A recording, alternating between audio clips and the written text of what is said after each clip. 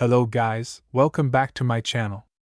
As you can see in the picture today, let's start the story of what if Kushina and Mito fell in love with Naruto Part 1. So let's get into the video. Thunder shattered the ominous silence in the air. A forest littered with trees was assaulted by harsh rain.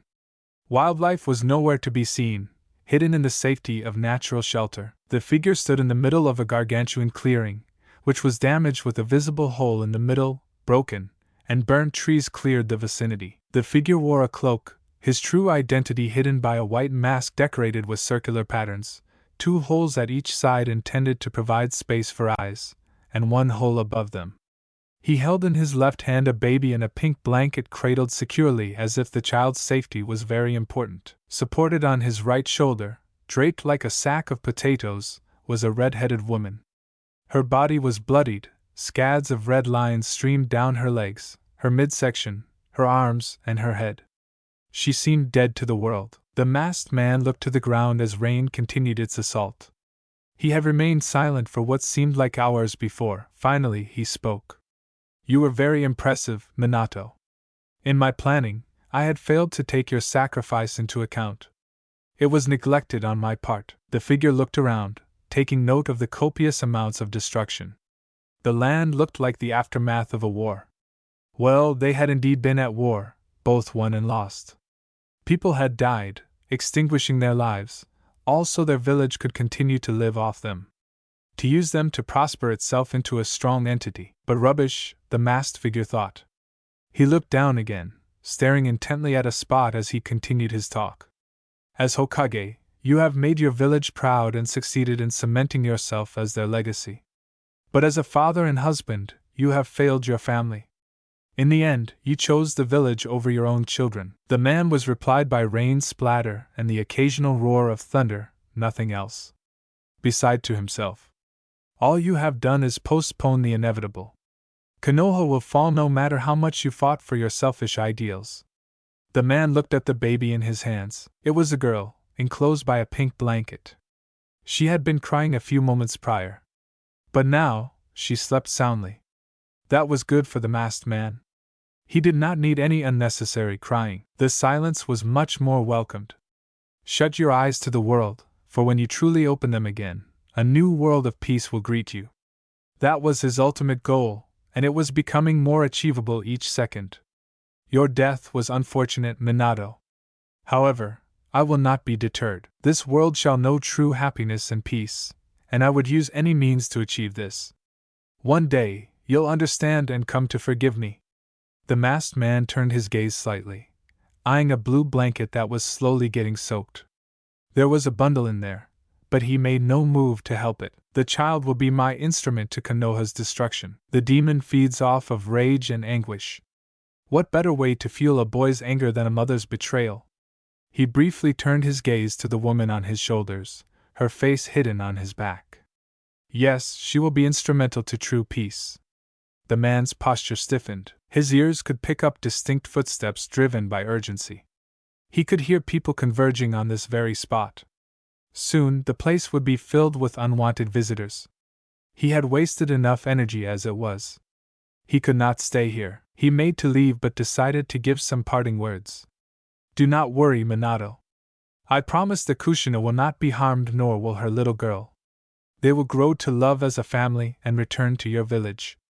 That is the most I will give you. They are important to my mission, however, so I cannot just leave them be yet." He took a quick glance at the baby boy again.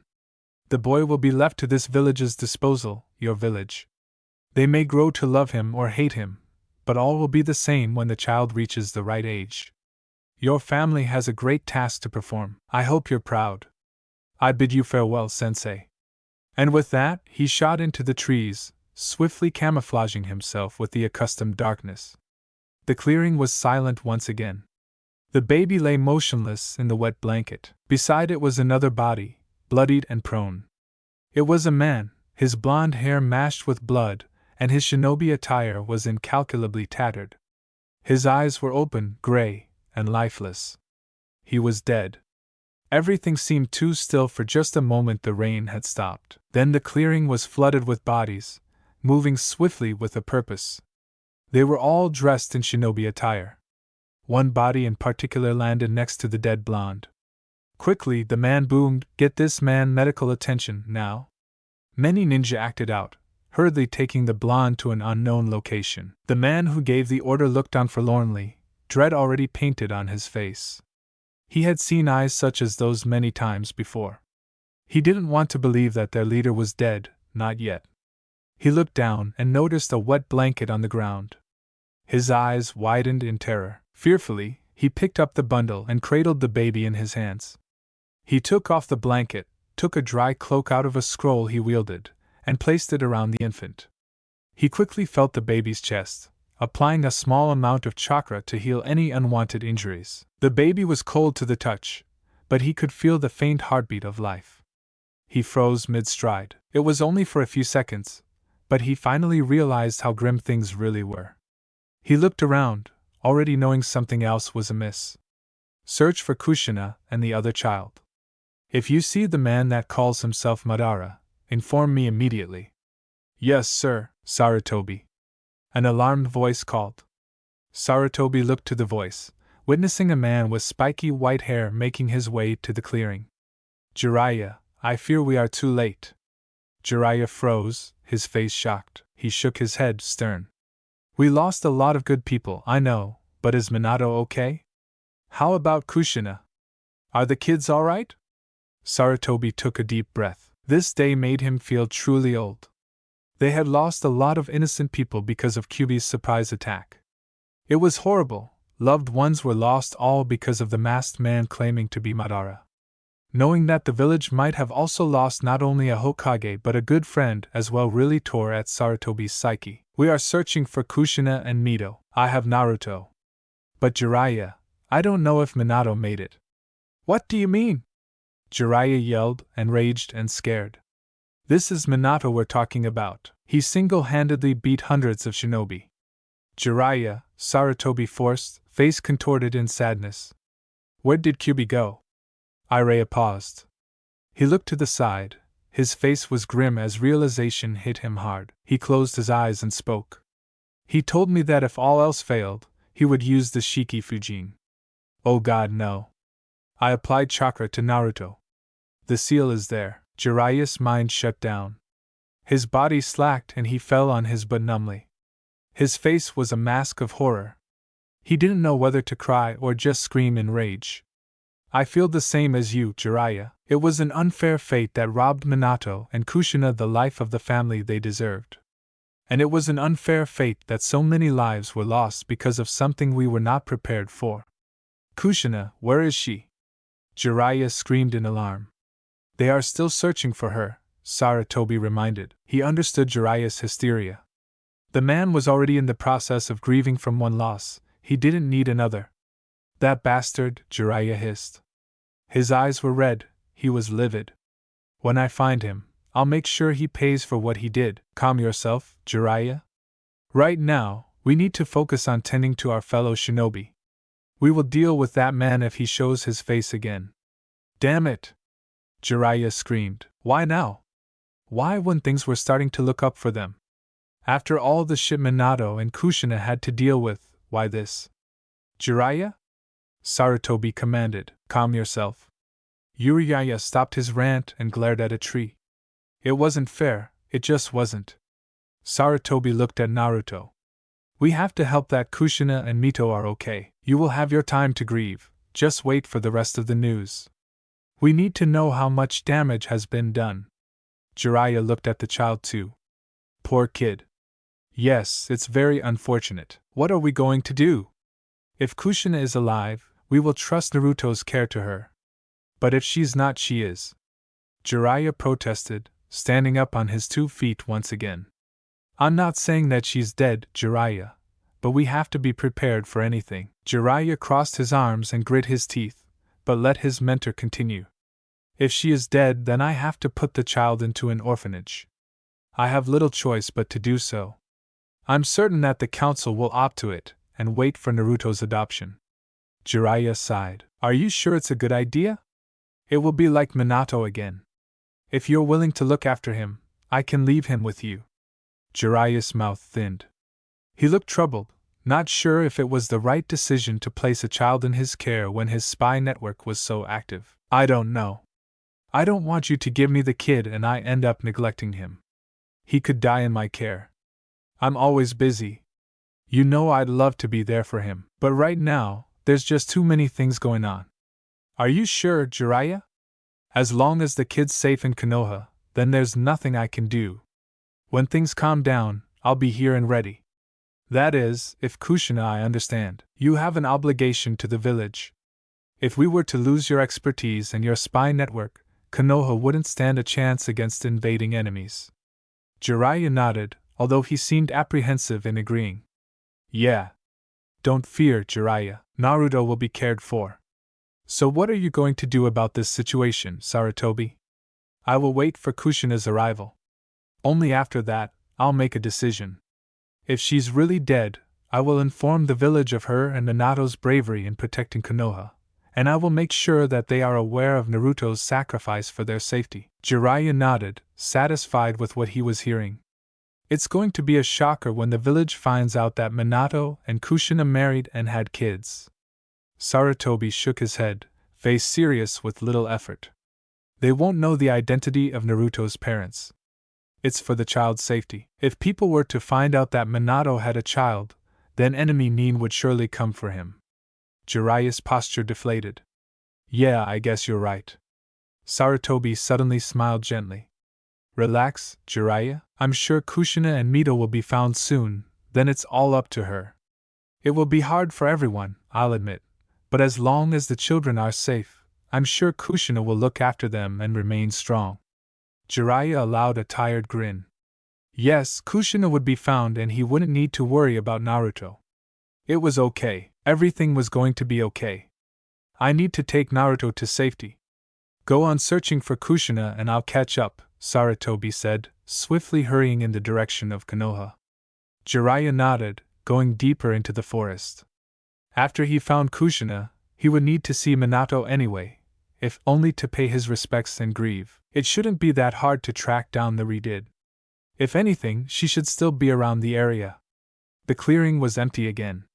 No one could be seen and the ominous islands returned. It was deathly quiet. It was a dark night on the streets of Konoha. Civilians and shinobi alike were making their way to their homes to rest and converse with family. The lights that had originally lit the grounds of the village were eventually snuffed out by workers. They were sure that no one was around the darkness, and made their way home as well. Anaha looked beautiful, covered in different shades of darkness. Everyone appeared to be indoors, and it appeared that nothing eventful was fated to happen. Suddenly, a shadow dashed from one building to another. It would occasionally pause, then move swiftly again. It continued to move habitually until it finally stopped at a dead end. There was nowhere else to go. The shadow shook. It hid itself near trash cans. It waited minutes before it moved and looked around in trepidation. No one was following it. It stepped out of the darkness of the buildings and into the illuminated light created by the moon, revealing itself to be a blond boy wearing a white t-shirt and black shorts. The boy held his chest, sluggishly walking to a fence that was linked between two buildings. His heart was beating erratically. He felt like he ran a marathon, maybe he did. As soon as he was able, he put his back to the fence and fell in a heap on the ground. He was dirty, sweat seeping through his cheap clothes. His eyes were bloodshot, dry tears streamed down his face. He looked absolutely horrible and tired, breathing heavily. He removed his hand from his chest, choking back a sob when he witnessed what he was covering. Blood. His shirt was covered in it. And it was his. He wiped his face of any tears and snorted with the front of his arm. He didn't even know why he bothered. For a long moment, he looked up, staring dazedly at the moon. His face was lost in confusion, hurt, and betrayal. Thinking a few moments back, he couldn't stop fresh tears from gushing out. He made a valiant effort, covering his face with both hands and wailing softly, but he could not hold it in, it was too much. So he started crying harder, angry tears burning his eyes. He cried, and cried, hoping to run out of things to cry about. But in the end, it was all useless. No one would aid him. It was as if he was invisible to the world. No one bothered to give him a second glance. He knew that if he died, then he wouldn't be missed at all. It was horrible for a 7-year-old child to have such thoughts, but life was cruel, and living it was crueler. He continued to cry. He cried until his body could take no more, and promptly fell into a restless sleep. Two figures, pitched on a nearby building, watched the scene with indifferent eyes. They had seen what had happened, and that's all they did. To any stranger, it would seem cruel for a mother to try and kill her child.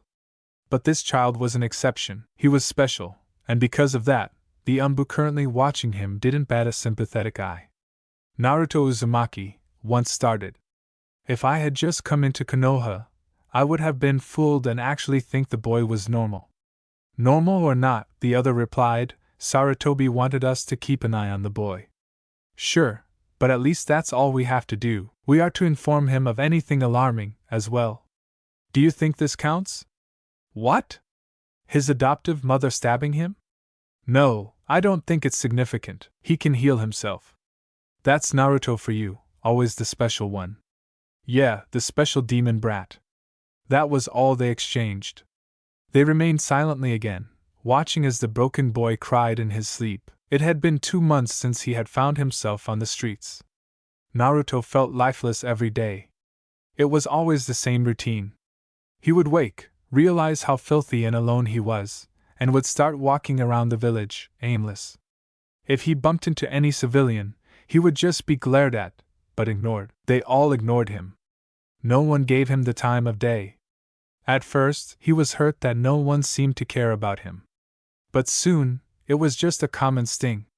When he was ever hungry, he would need to sneak around, dig through rubbish bins and find leftovers of meals that tasted rotten and terrible. He had grown accustomed to his new lifestyle quite quickly, fueled by the desire to live another day, to hope for another day.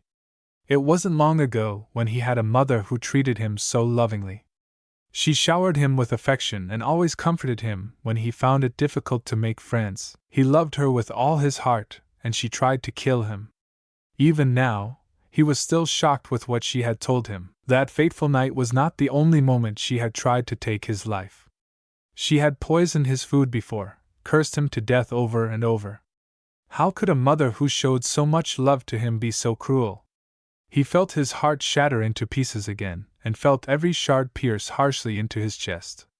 She broke him, she really did. She hurt him in a way no one else could, and she probably felt little guilt for it. No one would hear him. He could tell the whole world of what that woman did to him, and no one would care. Maybe Sarutobi would do something about it, but Naruto doubted the man. He may have come off as friendly, but he had hardly contributed to anything Naruto could think of as worthwhile. He looked around his boxed shelter. He had run out of food again. He would need to get more or risk starvation. He would never result in stealing openly. If anything, the villagers would kill him if they saw. He had a gut feeling that the villagers were waiting for him to slip up in anything he did. They were looking for excuses to get violent, he could see it in their eyes. Although they never made a move to kill him, their intentions were still pretty clear. He folded his box and hid it under a few bins. He was careful to conserve anything that could provide protection, by any means, against harsh weather. The last time he had been careless, his shelter was stolen from him by bullies. He will never forget that freezing night for as long as he lived. He searched through a few rubbish bins he was closest to. He found plenty of newspapers. That was great, it would provide him heat if he ever needed it on cold days. Now, he needed something for the rain. Living on the streets had taught him a few things about surviving. He had adapted quickly to the harsh reality, carefully making sure that the villagers were oblivious to his activities. He didn't need them coming and taking away his necessities. While they had things to indulge themselves in, he needed everything he found just to survive. He walked cautiously to the entrance of the alley he called home. He had to time this just right, or he will be discovered. The smell of his clothes might pose a problem, but he had no choice. Once he saw an opening, he quickly walked out of the alley and into the buzzing crowd, expertly passing each civilian without so much as being touched. He weaved through them like a maze, carefully striding through the practiced routes with ease. He needed to get close to the market district. There, he would find important foods, fruits and vegetables. Those were more natural and were easier to eat. He wouldn't have to worry about quantity today. If he was correct in his count, then today's stores would be stacked with fresh batches of natural foods, and bins will be full of the leftovers. As he drew closer to his destination, Naruto licked his dry lips. Finally, after weeks of downing morsels of meat and pasta that could barely fill a 4-year-old, he would finally be able to eat a full healthy meal. Sure, it was only fruits and vegetables, but his mouth watered at the thought. Once an opportunity came, he quickly darted into an alley next to the market district. He made sure to keep an eye on any villager who might have noticed him. No one seemed to be paying attention. That allowed him a sigh of relief. He made it. He looked in front of him, seeing a lot of bins lined neatly in rows on either side of the walls. They were packed with thrown-away foods. To anyone else, this was rubbish. To him, it was heaven on earth. He had to be careful, though. He couldn't let his guard down for a second or the villagers would discover him. Careful to remain silent and stick to stealth, he opened the first bin he came in contact with and took out tomatoes, carrots, mayalesh, and peas. He carefully closed the bin and went to another. He took out apples, bananas, and other fruits he could find. After he was satisfied and had no more room to carry more, he scurried to the back of the alley, the darkness providing plenty of cover from any unwanted eyes. He sat down happily, struggling not to grin with his fortune. He would eat to his heart's content, but he would be mindful to save a few for later. Who knew when he would get another chance for food of this magnitude? He chowed down hungrily, biting and clawing at the food like a starved slave. He bared his teeth as he tore the food apart, hastily guzzling down everything his mouth could get a hold of. He didn't need to worry about the water supply. Konoha had outside taps all around, and one was just in front of him. Tears gathered in his eyes. He struggled not to cry. It was these moments that were the happiest and saddest of his life. They were happy because he could finally feel full in life another day. They were sad because these were the moments he was reminded of what he had been reduced to, a starved, homeless child. But unlike other homeless children who were treated with sympathy, he was treated with scorn. He never understood why he was treated so differently, only that he was just treated that way. There were no explanations, like anyone would bother anyway. He burped committedly when he had his fill. It felt great to be full. Even though times would soon be tough again, he could at least enjoy this moment, however small it was. He got up and went to another bin. He would need food for a few days, and this would do.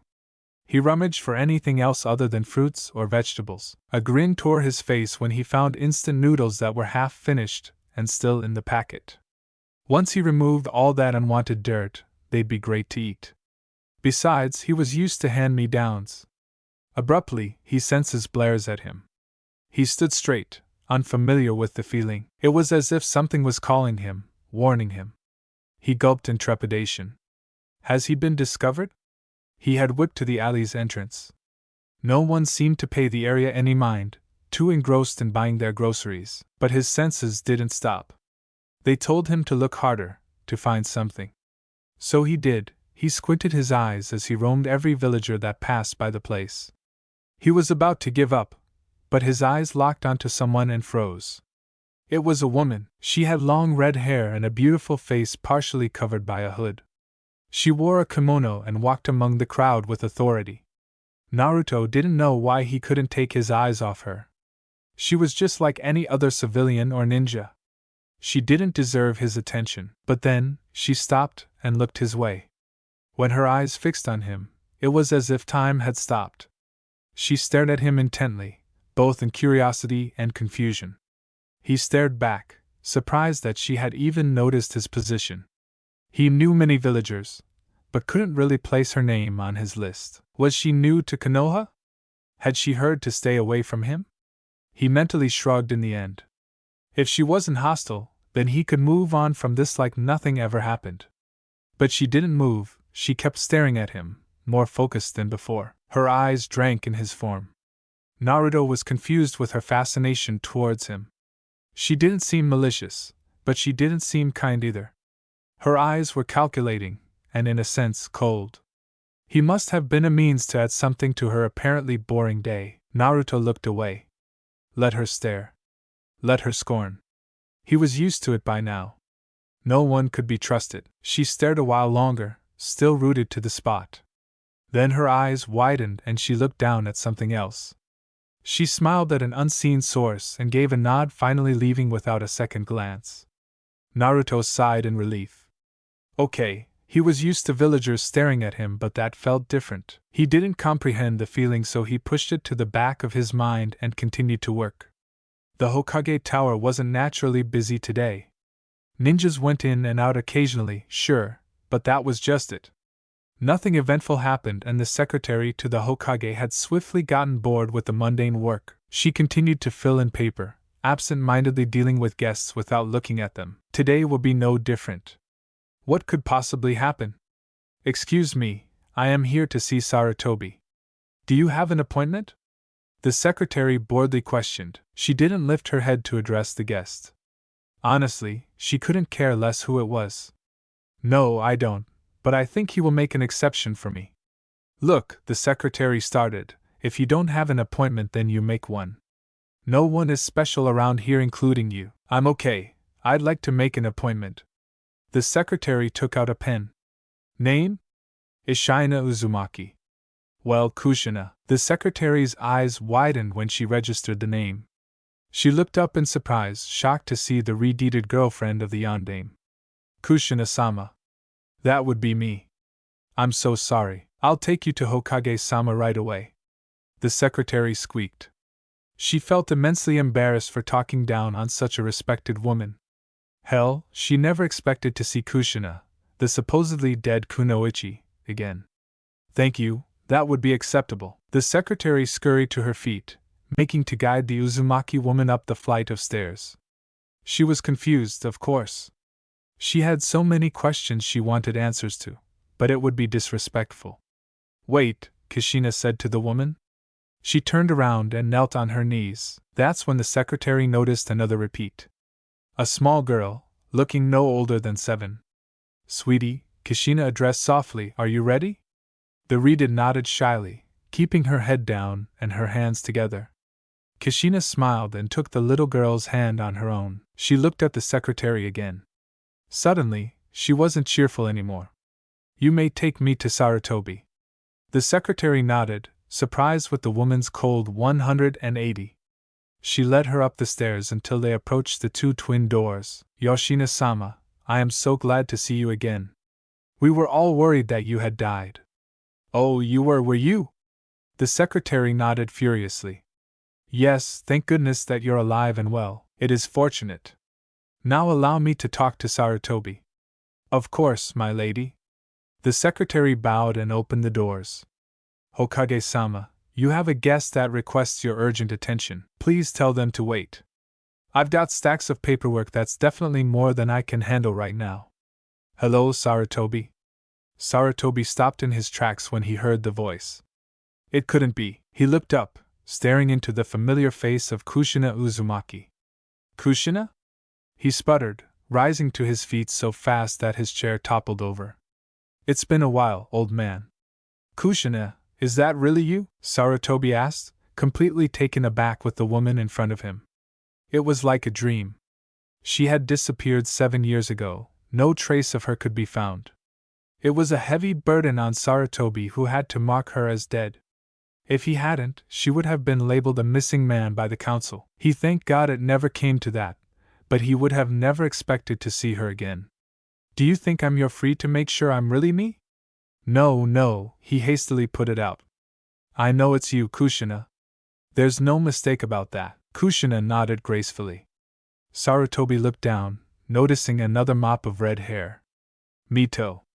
The old man didn't know if fate was smiling at him, but he had never been so happy to see Mito ever since the day she was born.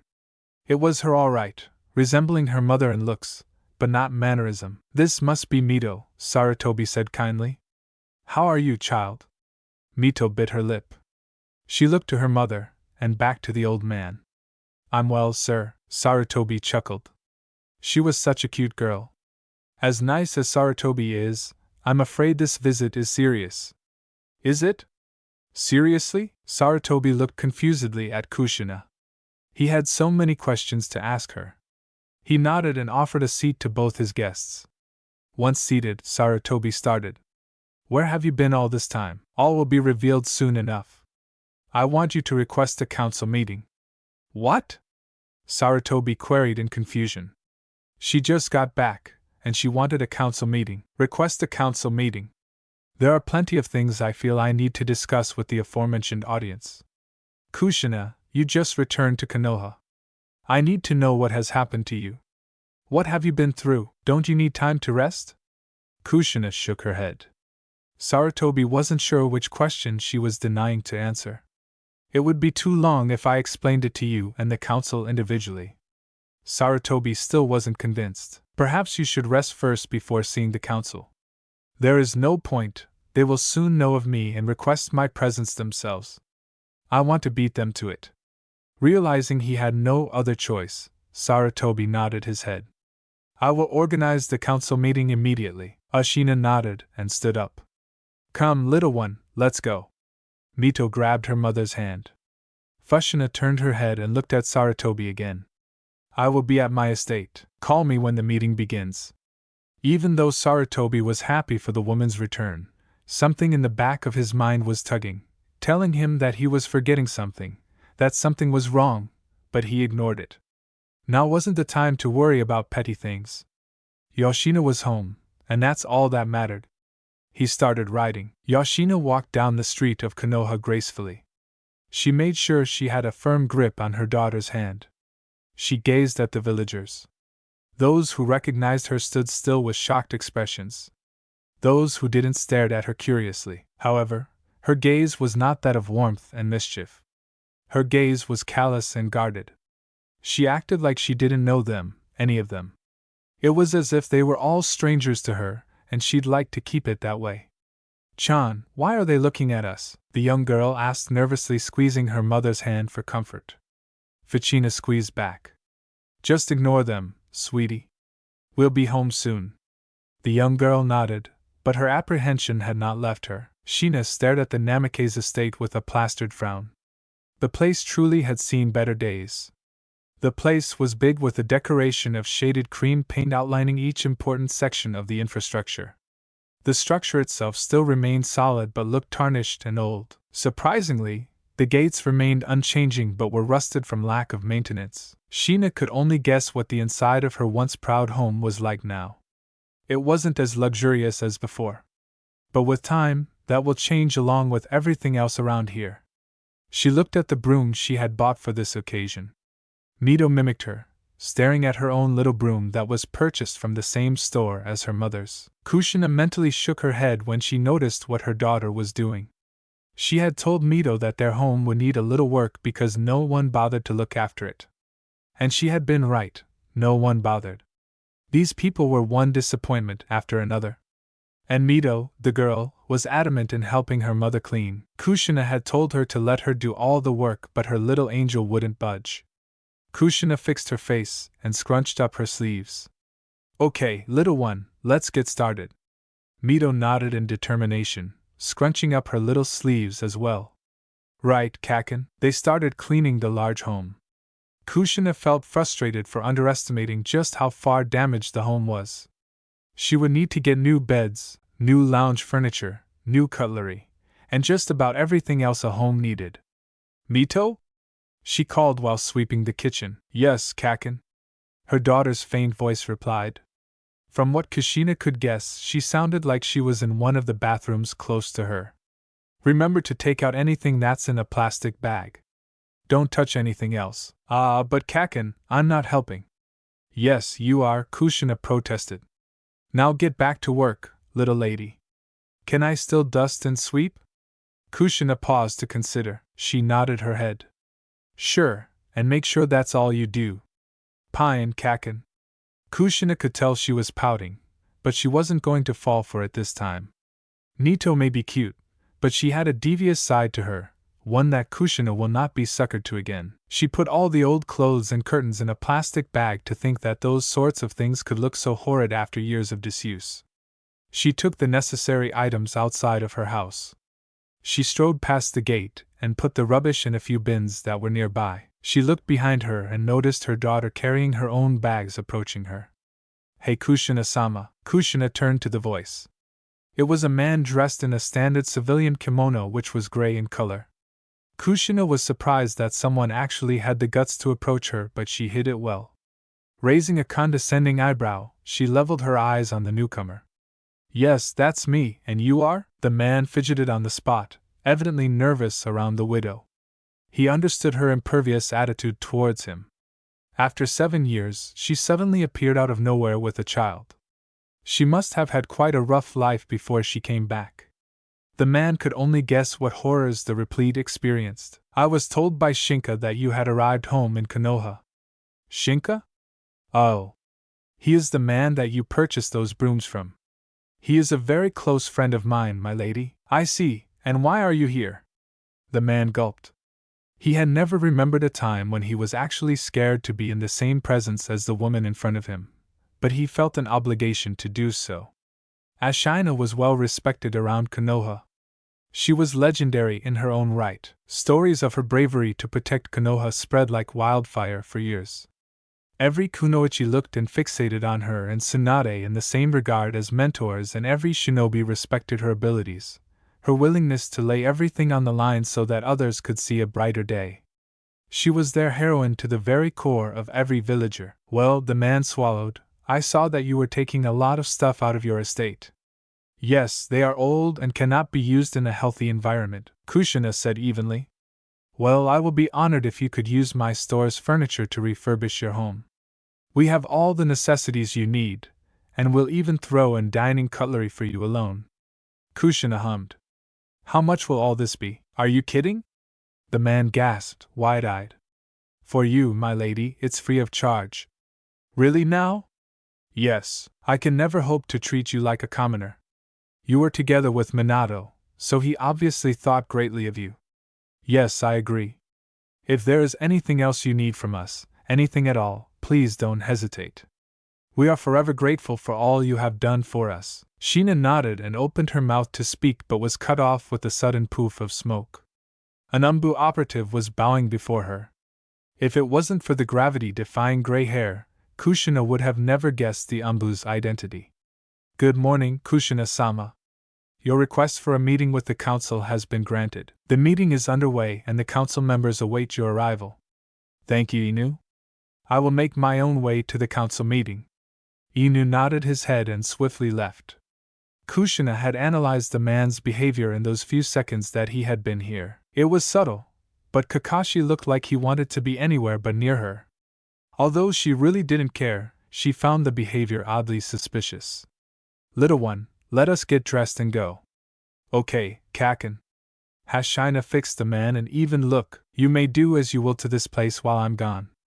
The man's face brightened immediately. Yes, my lady. I will get everyone I know to spruce up this place. By the time you're done with your meeting, you won't even recognize it. Kushina nodded her consent, finding the man's excitement strange. Let's change quickly, Mito-chan, Kushina said, grabbing her daughter's hand and going back into the home. The council room was buzzing with activity. People were talking animatedly, some shouting to stand out from the rest to make their points superior. Most already knew the reasoning for Saratobi's summoning. News traveled like wildfire and only one significant rumor was going around. Kushina, former wife-girlfriend to the Yellow Flash, had returned to Konoha. A lot were still shocked that Kushina was indeed alive. Saratobi marked the woman as dead. Whether he still knew of Kushina's existence even after marking her death certificate remained to be certain. I can't believe it. I heard from a friend of mine that she went back to the Namikaze estate. I still find it so hard to believe. How could that person be Kushina? She must be an imposter somehow. Yes, she has to be. The real Kushina would never have a child that did not belong to Minato. They did have children together, or at least planned to. They were married too. But how come I never heard of this? Maybe because you weren't a member of the council at the time, one member scoffed at the other. Saratobi sighed in his head. Did I really have to deal with these people every day? Damn, he was too old for this really. The room went silent when a poof of smoke appeared near the door. When the smoke cleared, all the council members felt like they were staring at a ghost. You are all here, I see, Kushina said, cutting the silence with her melodic voice. Some people gawked at her, shocked to see the rumor in the flesh. It really is you, Kushina, Kohara said at last. I don't know what to say. It is all right, Kohara-san, we don't need to talk longer than necessary. Kohara frowned, confused with what she heard, but decided to still exchange pleasantries. Welcome back to Konoha, Kushina. You were sorely missed. I am glad to see that you are well and healthy. Thank you. Is that Minato-san cut in, trying to calm the tension? Ashina scowled at the Inuzuka, actually forcing a confused frown from Sum. Hey, relax, Kushina, I was just playing around. Not with my daughter, okay? Ishina, Sarutobi addressed. Please take a seat next to me. Ishina nodded and did as requested. She put her daughter on her lap. The little redid made a whine of embarrassment, but Kushina told her that there were no other seats in the room. Now Sarutobi, Himura have started. I understand there are matters other than Kushina's arrival that need to be discussed. Actually, the reason I called you here was because it was Kushina's request. Oh, Kohara breathed, turning her gaze to the repeat. And how may we help you, Kushina? Help. Kushina repeated. No, I don't think that's what I'm here for. Ohara smiled gently at her. It is all right, Kushina. Although we have a lot of questions on your activities for the past 7 years, we understand that you need time to adjust to Konoha again. Only after you are comfortable around the village will we start questioning. That is all good to know, but this meeting isn't about getting acquainted with each other, Koharu. Koharu's smile dropped. The way Kushina was acting with her poise and eloquent mannerism contrasted greatly to the obnoxious brat that Kajara remembered all those years ago. Chan, I'm sleepy, Mito said tiredly, rubbing her eyes in a feeble attempt to stay awake around boring people. It's okay, sweetie. I'll wake you when it's over. Mito nodded her head and placed it on her mother's chest. She closed her eyes, sleeping soundly. A lot of people found the scene cute. Kushina, Shikaka called. What is this about? Why did you request this meeting? Kushina looked at him. Simple, Shikaku, to tell you all that I'm leaving Konoha. The room's occupants blinked at her, confused with what they just heard. I don't understand, Inoichi said, shaking his head in wonder. You said that you're leaving Konoha? Yes. After you just came back? Yes. But why? I don't want to be tied to a village with bad memories. I want to move on from this. So is that why you never came back, because you didn't want to? No. I had other matters that I was dealing with, such as they don't concern any of you. But Kushina, you can't leave. Mabuki screamed from her stand. I mean, we've all been through some pretty bad things, but Konoha is your home. You fought for this village. True, I did fight for this village. However, I can't bring myself to stay here. The Haru sensed where Kushina was headed, and she didn't like it. Is there more to what you're telling us? Yes. I'm taking everything that I left here, and I do mean everything. Kushina, another council member addressed, since you're technically dead on record, you are not signed to any village. We understand that the Kyubi attack was harsh. Your feelings of loss are mirrored by the village. Although we would love for you to stay with us, we won't force you against your will. Legally, you can leave if you want, but we implore you not to. Kushina put an elbow to the table, cupping the side of her face with it. She was mindful not to shake Mito too much. I'm glad you pointed out those things, because I'm taking every one of my husband's possessions with me. The silence that greeted her announcement was deafening. Sarutobi recovered quickly. But Kushina Minato was born in Konoha and died fighting for Konoha. Yes, another member cut in. If you want money, we will be more than welcome to give you a suitable amount, but you cannot take the Yandame's legacy away from this village. Things that belong to the Hokage belong to Konoha. You're wrong. As his wife, I am obligated by right to take whatever I please from my late husband, the scrolls, journals, and money. A member screamed in outrage, not to mention important documents that have helped Konoha thrive. Every last one of them. You can't do this, Tsum barked. Future generations use the past Hokage's experience and teachings to better themselves and this village. Information such as import and export of goods, marketing, maintenance, and currency distribution are all documented by past Hokage. then use their information. It is impossible, Sue argued. Their methods are outdated. Trade between villages has changed dramatically since the first, second, and third Hokage. She is right, Kushina, Sarutobi said. I run my methods of trade through Minato's work. He was a genius till the very end. Kushina rolled her eyes and fixed a glare to the members. What you're saying doesn't make any sense. Sarutobi has already admitted to memorizing what's necessary. So what's the problem? You're wrong, Kushina. Unfortunately, my age has caught up to me. I used Minato's findings to run the village, but I did not memorize them. I tried, but every so often, I need to read his journals again as references. Kushina did not seem remotely sympathetic. That's your problem to deal with. Please, Kushina, be reasonable, Hamura said. You're risking this village's very existence with what you're doing. Surely, you wouldn't want to harm these people, would you? Please save your guilty measures for someone without a backbone. This village has nothing to offer me, and I will not be used as a puppet for your leisure. The hare ran a hand through her white hair. She was trying to keep calm but was failing. Why are you doing this? Do you need the knowledge of Minato for something? Do you want to learn how he operated as a leader? Or is it to be close to your late husband? I'm sure we can come to some sort of agreement. Learn how Minato operated. I know how he operated. Everything that's in those journals and scrolls is already saved up in my head. I don't need to even read a page. Then why? They were Minato's possessions, and so, they're mine, simple as that. I don't think I need to justify wanting his things to any of you. Everyone was thinking along the same line. Who was this person? This wasn't the lovable, loud, idiot woman they remembered. No, this woman was heedless, objective, and calculating.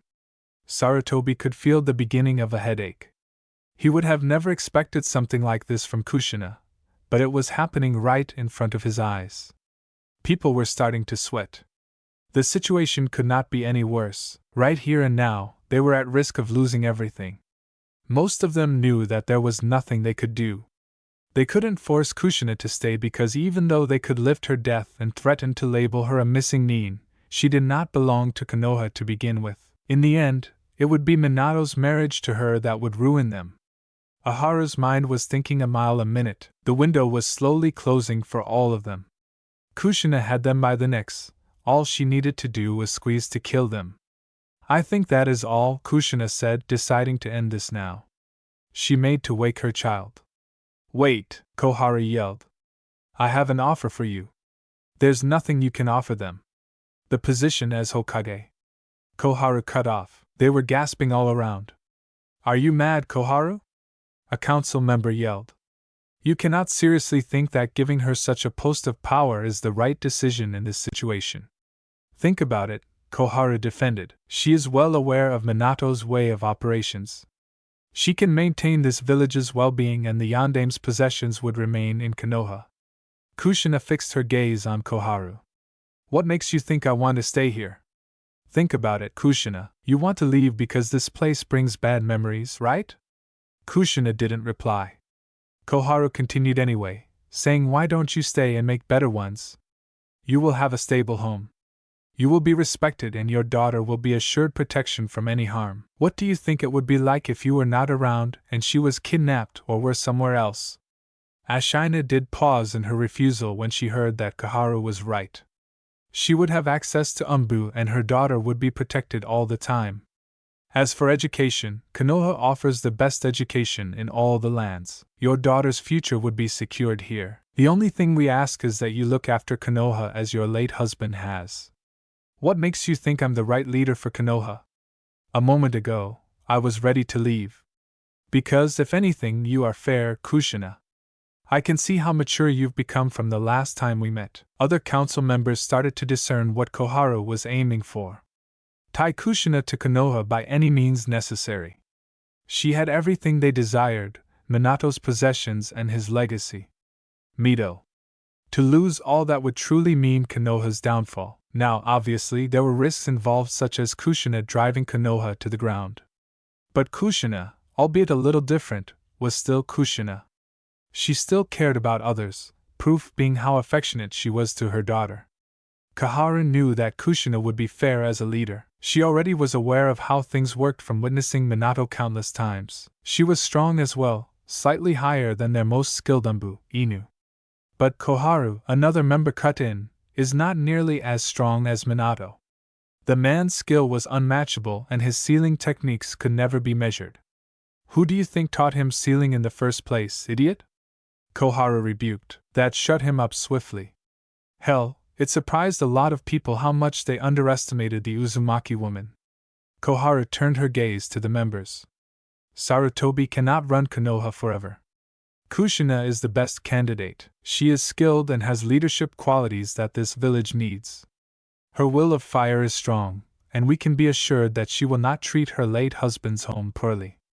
Members started to nod their heads, agreeing with the old lady. All in favor of Kushina as the new Hokage of Konohagakure. Every member raised their hands. Pihira nodded, satisfied. It is up to you, Kushina. Kushina sat there and stared at each member in silence. She said nothing for a long while. They were patient with her, awaiting her decision, although some failed to hide their agitation. If she indeed decided to leave Konoha, then they would have no choice but to find a way to keep all of Minato's belongings using any means to make sure those items never left their land. It would be desperate action, but they were prepared to fight physically if that was the case. Fushina tapped her daughter on the head. The girl opened her eyes, looking straight at stern eyes. She looked up at her mother tiredly. Kaken, I accept your offer. I will be your Hokage. The Haru struggled to keep her composure in check. She had won. Now, to cement that victory, as Hokage, you must swear the oath. I understand. Repeat after me. I, Kushina Uzumaki Namikaze. I, Kushina Uzumaki Namikaze. I, Kushina Uzumaki Namikaze. I solemnly swear my life, my knowledge, my trust, and my protection to the fruition of Konohagakure. I will treat this village as my home. I will treat the villagers as my children to look after, protect, and watch grow. I will treat this village as my home. I will treat the villagers as my children to look after, protect, and watch grow. I swear my loyalty to my home. I swear my loyalty to my home. As your Hokage. As your Hokage, Koharu smiled. She snapped her fingers and a secretary immediately appeared. You called Lady Koharu? The secretary bowed. Yes, Inu Hokage has been announced. Please get all the paperwork ready. The secretary sputtered. Inu Hokage who? Fushino Uzumaki Namikaze. The secretary's eyes bugged out. She didn't miss what was said, at least she was sure of it. The first time Kushina has been seen in years and she was already the new Hokage. Of course, right away, ma'am. The secretary blurted out, completely bewildered by what she heard. She disappeared in a plump of smoke. Imura turned his gaze to Kushina. All the papers are being prepared for you to sign. Your inauguration will be in 2 days. I hope you keep those words you said to heart because you'll be repeating them passionately in front of the entire village. Kushina nodded. If that is all, then I'll take my leave. Of course, Kushina-sama, and congratulations. We are proud to fully welcome you back to Konoha. Kushina allowed a small smile. I look forward to working with all of you. She grabbed her daughter and left the room. A lot of people sighed in relief. It was as if that was the closest they had come to certain death. Meeting adjourned, Koharu murmured, her poor body struggling to cope with the copious amount of stress. Sarutobi had promptly left after the meeting. He hurried to catch Kushina. Kushina? Kushina wasn't that far. She looked back regarding Sarutobi. Yes. He had finally remembered something important, very important. You're finally back and you made quite the impact on the first day. It's a natural talent, I guess. So you will look after Konoha, I swore an oath. You should already know that I never go back on my word. That is good to hear, but I'm surprised you accepted such ludicrous offers. I didn't think the offer of Hokage would sway your refusal so easily. Fushina turned away from him. Guess you thought wrong. Yes, I did. You planned all this from the beginning, didn't you? Fushina still had her back to him. Yes, it needed to be done. That is all I'm going to say on that. Sarutobi shook his head with a chuckle. I can't believe that you're the same Kushina. I'm not the same Kushina. I have a responsibility to my child as a caring mother. Looking out for her secured safety isn't uncommon for mothers. And your son? Mito latched her hands to ears and whimpered. Kushina whirled and fixed Sarutobi with a glare. The man froze in place, surprised with the look. He had never seen Kushina colder than that moment. Her gaze chilled his very being. Son? I have no son. With that, she started walking away again, much more stiff than she had been before. Sarutobi blanched. What do you mean? Of course you do. Do not bring up the subject again, she curtly added. Then she was gone. Sarutobi was still rooted to the spot. He couldn't believe he had just heard those words from Kushina of all people. He stood there, for God knew how long, shocked to the core, confused and lost. He didn't know what to think of her words. He didn't know what to think of her. He stood there. The sun rose slowly in Konoha. It painted the village in a different array of colors, creating a beautiful scenery for any villager to marvel. Workers started filing out of their homes, eager to continue their own endeavors and earn profit. Some looked on, already familiar with the imagery the rays created. To them, it was just another day. Kushina tossed and turned in her bed. The rays were touching her form from the window, but she tried to avoid them. When it became fruitless, she groaned and sat up. She got out of bed, making her way to her new dresser, fitted with a large mirror and dozens of accessories. She paused, realizing she needed to take a shower first. She went into her private bathroom. She did her morning routines, showering, brushing her teeth, and using the loo. She got out of her bathroom. She looked at the new dresser again and approached it. She sat on a chair next to the dresser. She looked at a mirror, sighing at what she was seeing. Oh God, my hair. She took a brush that was on the surface and proceeded to brush her locks. She looked around, analyzing how different her room looked from 2 days ago. It looked brand new now, with a light shade of purple on the walls. She sniffed and was satisfied to smell clean air instead of the pungent aroma of drying paint. She had been surprised when she had come home with Mito, and hundreds of workers, from furnishers to painters, were happily walking away from it, proud of their heartfelt efforts in conditioning the Namikaze estate. Each bowed to her as she passed. She knew that she was respected in Konoha, but the display of loyalty solidified the extent of what her respect and gratitude achieved. The gates, among other things, looked pristine and refined. Everything was carved and decorated with the utmost care. Their home looked like royalty. She was satisfied with their efforts, but offered no thanks. She didn't know where each of them lived anyway, and she wasn't going to go looking for them. She put the brush down, looking at her hair again much better. She stood up and went to her closet. She took out a bottle of lotion and lathered her body. Once she was done, she took out a white kimono. It was decorated with fine red lines by the sleeves and bottom.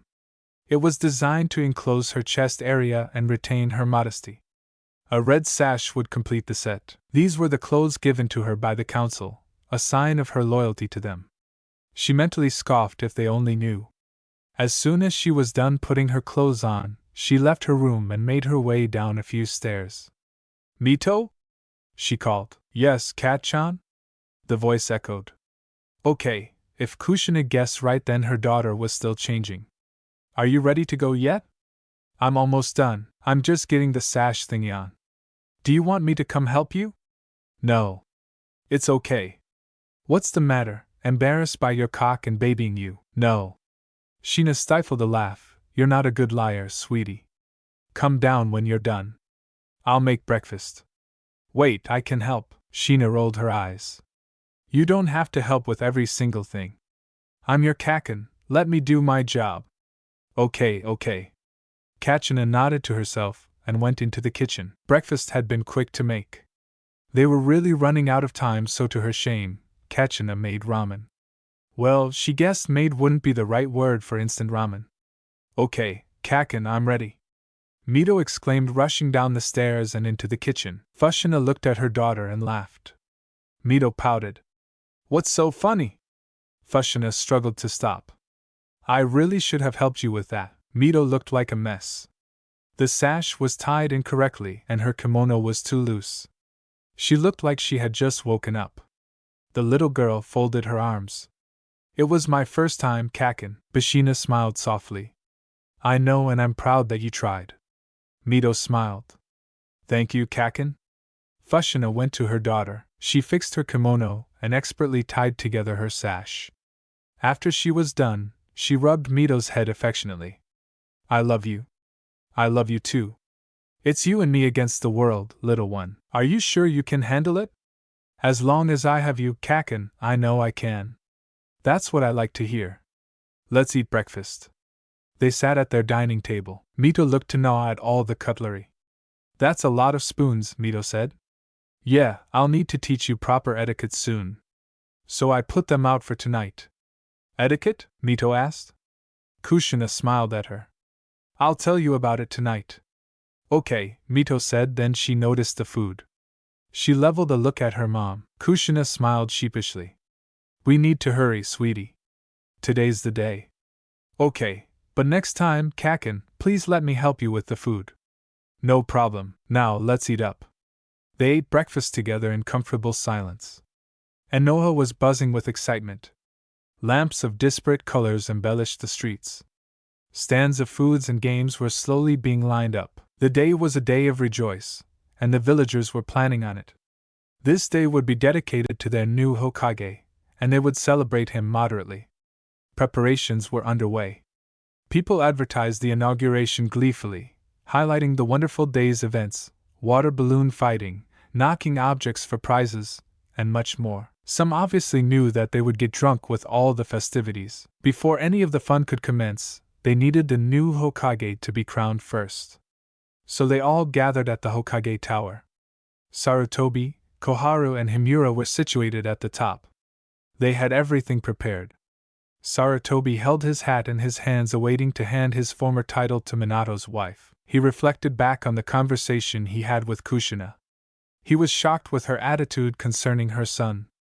She refused to even acknowledge she had one, and that was so confusing to the third Hokage.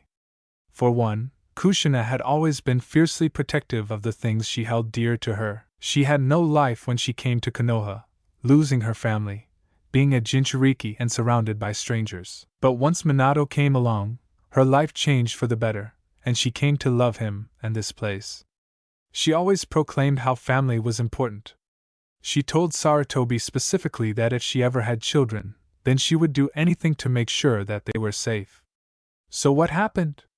What was with the cold attitude? Was he the only one that found her behavior odd? Were these people really that blind? And Naruto, the poor boy. Sarutobi knew the child had it hard. He was no fool. He was well aware of how the village treated Naruto. But so far, at least, it was okay. The child was adopted by a nice woman. Sarutobi could sigh in relief at that. He looked on, troubled. Although Naruto was safe for now, he really needed to be aware of who his mother was, but that was the problem. Are you sad about losing your position, Sarutobi? Hamura questioned, misunderstanding the man's distress. No, I am glad that I can pass on the title of Hokage. Koharu inquired, raising an eyebrow at Sarutobi's pause. Are we really sure about this? Kushina is capable, of course, but is this really the right decision? It is the right decision, Koharu put in, narrowing her eyes at him. It was a unanimous vote, with yours among ours. Sarutobi grimaced. Relax, Sarutobi, Hamura said gently. I cannot think of a better leader than the wife of our late Hokage. Sarutobi didn't reply. It seemed that he was on his own. They had made up their minds a long time ago. There she comes, Hamura announced. All the elders looked down, noticing the crowd clearing a path for two figures. Kushina walked at her leisure. She stared straight ahead, giving nobody else a glance. She watched as the crowd cleared a path for her. Well, she was sure they would. She would soon be their new Hokage. Mito walked next to her, holding her hand throughout the journey. Everyone was silent as they watched them pass. They would cheer, but not now. Hidden behind a wall, Naruto watched the scene curiously. It was that woman again. She was what the crowd was fussing over. She was going to be their new Hokage. Was that why she came to Konoha? Who was she? Naruto didn't understand what unknown force drew him towards the woman. It was a feeling of familiarity, but he was certain that he had never seen the woman before. What was so interesting about her? What made him so keen to look at her? She wasn't special. She was just like all of them, a liar, someone who he could never trust. To him, she was just like any other villager. The stare turned cold. When Kushina made it to the top of the tower, she was greeted with the former Konoha squad. "Welcome, Kushina," Hamura bowed. Kushina nodded to them all. They began the process. It had been rehearsed prior to D-Day. And now, everything was running smoothly. Poharu spoke to Konoha. She made a point to highlight the past Hokage of the village. She spoke of their bravery, their knowledge, their dedication, and most importantly, their will of fire. She praised their past efforts in shaping Konoha to what it currently was. She pointed out the history of the first Hokage and then moved on to the next until she came to Minato. Sad faces greeted her words. The fourth Hokage met an early demise. He didn't live on to prosper all the fruits of his labor, and a happy life was stolen from him. It was a heavy loss for Konoha. Then she focused on Sarutobi again. It was brief. She turned to Kushina, giving her a nod of content, and then turned back to the village. She started talking about the Uzumaki woman, highlighting key points for Konoha to know. Her past as a refugee, her marriage to Minato, her duties to the village, and her sacrifice in the Kyuubi attack.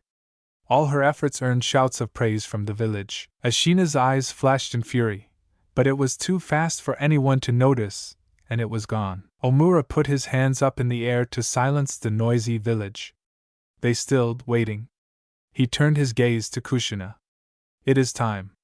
Kushina nodded and approached Sarutobi. The man held an even stare, but she could see the confusion in it. She could see the inner turmoil playing out in the man's visage. Whatever was wrong with him was not a problem. "Lo, Kushina, Sarutobi." "Sarutobi," Kushina acknowledged. "Before I bestow to you this hat, I need you to recite the oath with Koharu." Kushina nodded, turning her attention to said woman. Koharu smiled while saying, "Repeat after me.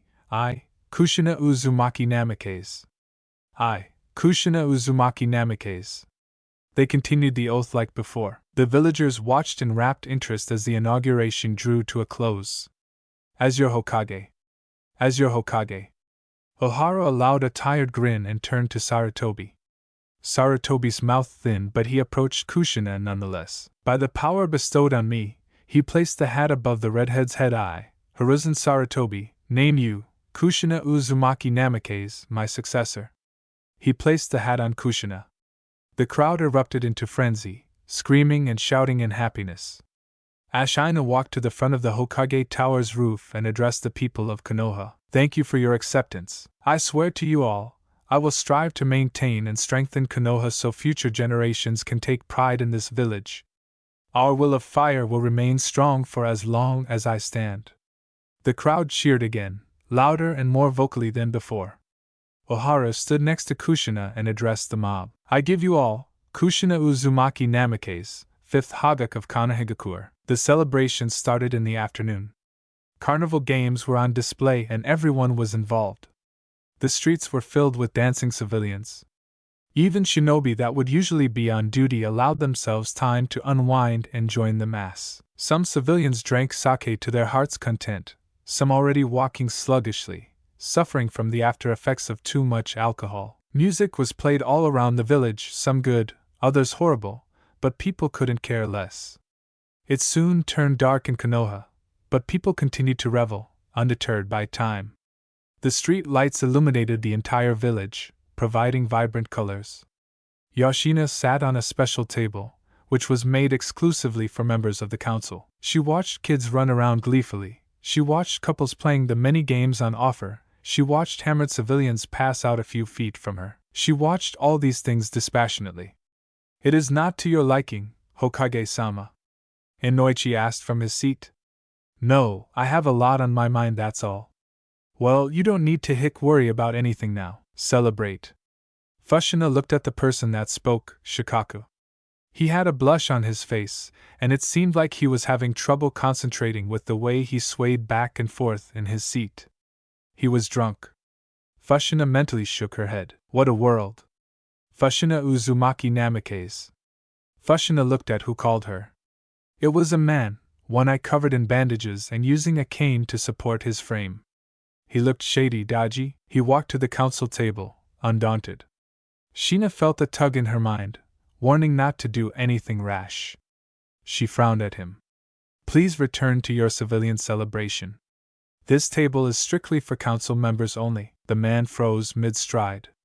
He looked at her, bewildered. I am a council member. Kushina frowned further. She had not been expecting that. She didn't notice him in the last meeting. Now, Kushina, don't tell me you don't remember me, Danzo. Of course I remember you. Danzo stared at her for a long time, analyzing her body language. Something wasn't right with her, he could tell, but continued the farce, plastering a grin that didn't suit his face. That's good to know. Please excuse me while I take my seat on the other side. Kushina nodded, but she didn't say anything else. In fact, if Danzo had looked more closely, he would have seen her apprehension to speak further. Kushina looked around and mentally sighed in relief when she noticed nobody was paying attention to her. That had been too close for comfort. Pack on. Kushina looked to her side.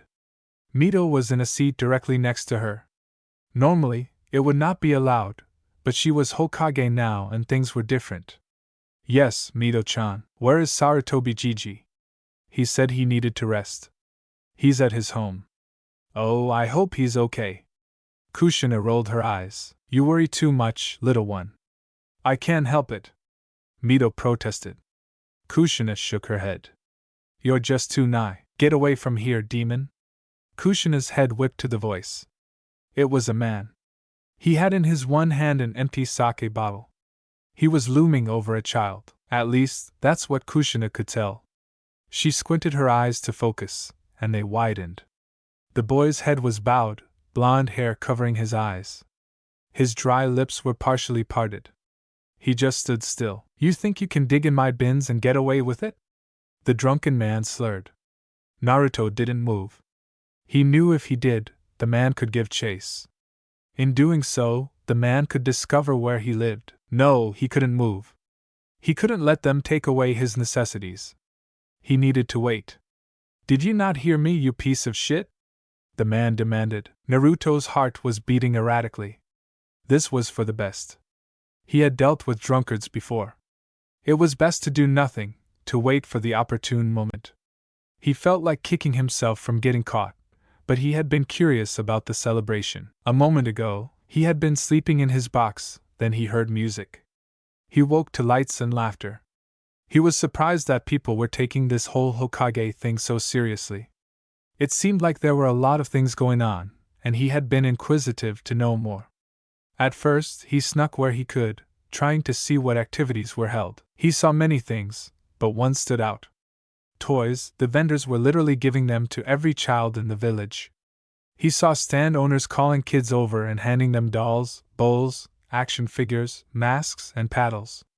He always wanted a ball, and those masks looked so beautiful and enticing. He never felt them before, he never knew their texture, how smooth they were, the secrets behind putting them on. His 7-year-old mind couldn't help itself. He wanted a mask terribly. So he snuck around some more, hiding in places he was sure people wouldn't catch him until he saw his prize in plain view. There were masks thrown away. They were in bins but were pretty close to the festival. He tried to dissuade himself from going further. His survival instincts kept screaming at him to run away, hide in his home, and wait for another day, but he just couldn't help himself. He dashed to the bins both in desperation and trepidation. He had to take a mask and then run. That was the plan, but he had gotten caught in his haste. I'm talking to you, demon, the man bellowed, raising his bottle in the air. Naruto closed his eyes. He hated this. He hated how powerless he felt against all of them.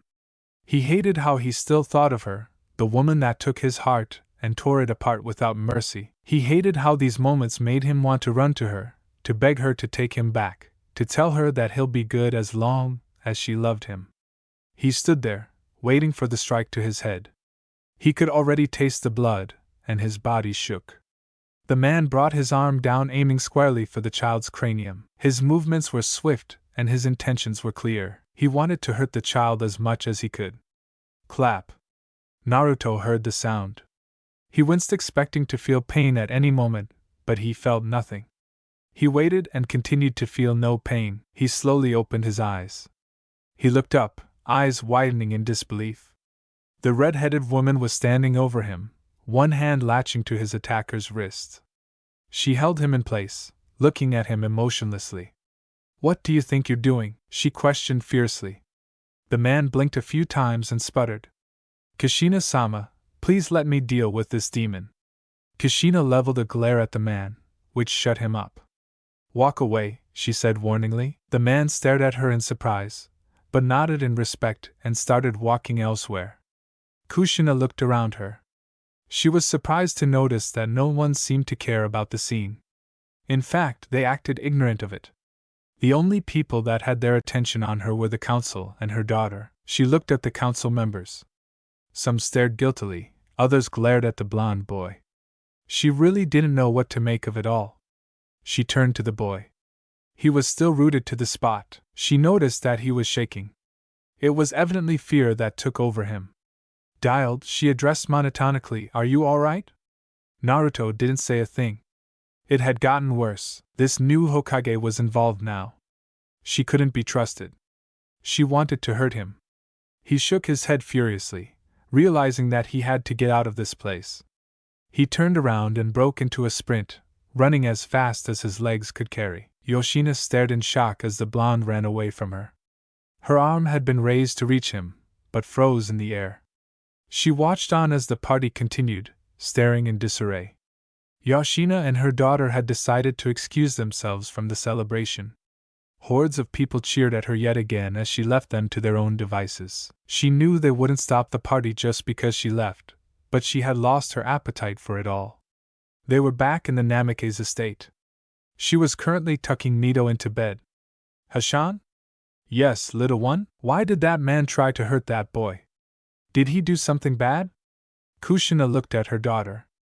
The little girl was cluttered and worried. Kushina could understand. She felt the same way to some extent.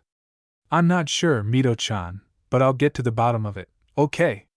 Mito still looked distressed. "That big man was a mean, wasn't he?" "Yeah, it sure seemed that way." Mito's frown deepened. "That's not fair. I hope that boy is okay." Kushina didn't reply. She had seen that child before digging through rubbish bins. She was familiar with what that situation implied. The child was homeless. "Eat some sleep, sweetie. We'll talk in the morning." Mito yawned. "Okay, Kaken." Ashina turned off the lights and left the girl's room. She went into her own, going straight to bed and covering herself with a blanket. The weather had suddenly grown colder. She had felt the temperature drop when she was walking with Nito to their home. Her mind strayed to the boy again. If she had to be honest with herself, she couldn't stop thinking about him. There was something to the blonde. She couldn't tell what it was, but every single time she saw him, it felt like she was under a spell. He fascinated her, he plagued her mind constantly. Kushina couldn't fathom the reason for these emotions. When she saw that man raise his bottle to strike the blonde, she wanted nothing more than to rip out the drunkard's arms. Admittedly, she wanted to beat the man. But why? Why did she feel like that? It wasn't as if she gave anyone in this village her time of day. But the boy, what was it about him? She took a breath, calming her troubled mind. Now wasn't the time to think such thoughts. She needed sleep. She would deal with everything the next day. Mito tossed and turned in her bed. She soon sighed in frustration and tore the blankets from her body before swiftly putting them on her again. It was so cold. How could the weather change so fast? This place wasn't what she was used to.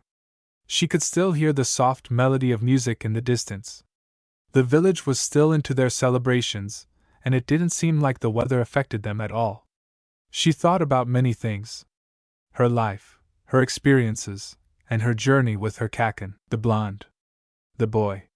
She had stared in horror as the horrible man screamed at the boy, calling him terrible names. She had seen ground-ups to some terrible things before, But she could not stop becoming immensely upset with that particular man. The boy didn't deserve that. He didn't even look like he was doing anything wrong. That thought made her even more upset. She wanted to help him, but she had been afraid to move, afraid of doing something wrong, but luckily, her caution acted out. She had seen homeless children before, and the boy fit the bill. She couldn't help her eyes from saddening. It was these moments that she hated luxury. She always felt guilty for having a better lifestyle, so she never asked for accessories, she never nagged her mother about stuff she wanted, she never acted spoiled. It would be like rubbing salt into fresh wounds if she did that. She stared at her ceiling, her arms and legs outstretched, lost in thought. So much had happened, and so many things were still left unchecked. She lay still, hearing something. It sounded like rustling with an occasional clink and clank. She had a room that was closest to the gate. Her mother slept a room away. She honed her senses trying to figure out if there were intruders in the house, but finally comprehended that the sound was coming from outside her home. Was someone out there just by their house? Were the villagers still celebrating? She got out of bed and went to her window. She peeked through. What she saw surprised her greatly. It was dark, but she could see a figure by the front gate, more specifically, at the rubbish bins that she and her kakin used. She squinted her eyes. She didn't know what was going on, but when she saw a glimpse of yellow hair, she gasped. It was the boy. She watched on, the darkness making things timorously difficult to see. What was he doing? She knew he was homeless, but what could he possibly need that they threw away? She saw him shivering and she finally understood. The weather was affecting him too. Judging by what the boy was wearing, Mito could only guess how freezing he must have been. He took out some curtains. She saw him wrap the fabric around him and was certain he was looking for warmth. But curtains wouldn't do for anyone. She ran to her closet. She took out the largest blanket she could find. Now, she had to do this carefully. She didn't want to wake her mother caught and would worry too much, so she snuck carefully out of her room, making sure to pass her mother's room silently. Once she was sure it was safe, she hurried down the stairs, opened her front door and was immediately assaulted by the biting cold. She looked at her clothes and realized, to her dismay, she had little to protect herself from the freezing temperatures. Her body shook violently. She folded her hands around her body and grit her teeth. She looked at the blanket. It would provide her warmth, but no, it wasn't for her. Her teeth started chattering. She could see her own breath expelling alarmingly from her mouth. She didn't care. Her face was fixed in determination. She quickly walked to her gate. She analyzed the spaces in between bars. The blanket would fit. If not, then she would force through. She wouldn't dare open the gate itself.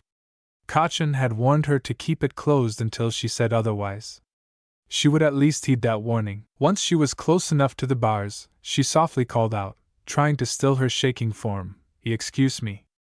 Naruto's head turned sharply to the voice. He gasped, afraid that he had been caught.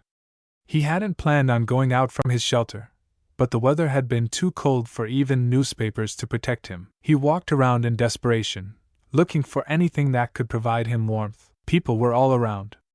No place was safe for him. He ended up wandering to the Namake's estate, but he hadn't known the owners of the place. The house looked empty. The lights were off and no one seemed to be home. He took the opportunity to look in bins nearby. He needed anything that provided warmth. After that, he would leave this place in peace. It wasn't as if he was a bad person. Stealing was a necessity that he needed to employ regularly in order to live. He used to feel guilty for it, but then he felt justified. Now he was caught, and not just by anyone but the Hokage's daughter. This was 10 times worse than stealing from any villager. The Hokage was respected by everyone, and if villagers were to find out about his actions, they would no doubt behead him on the spot. What about the Hokage herself? She would be furious if she found someone nosing around her house. He hadn't known that it was her house, and that might have cost him his life. He never took his eyes off of the girl. Even if they were separated by a fence, she might still do something to harm him. He did notice that she was shaking a lot, no doubt in anger. He needed to get out of here. He needed here. His thought process froze. The girl's hands were outstretched as if offering him what she held, a blanket. He focused on her more. She looked cold.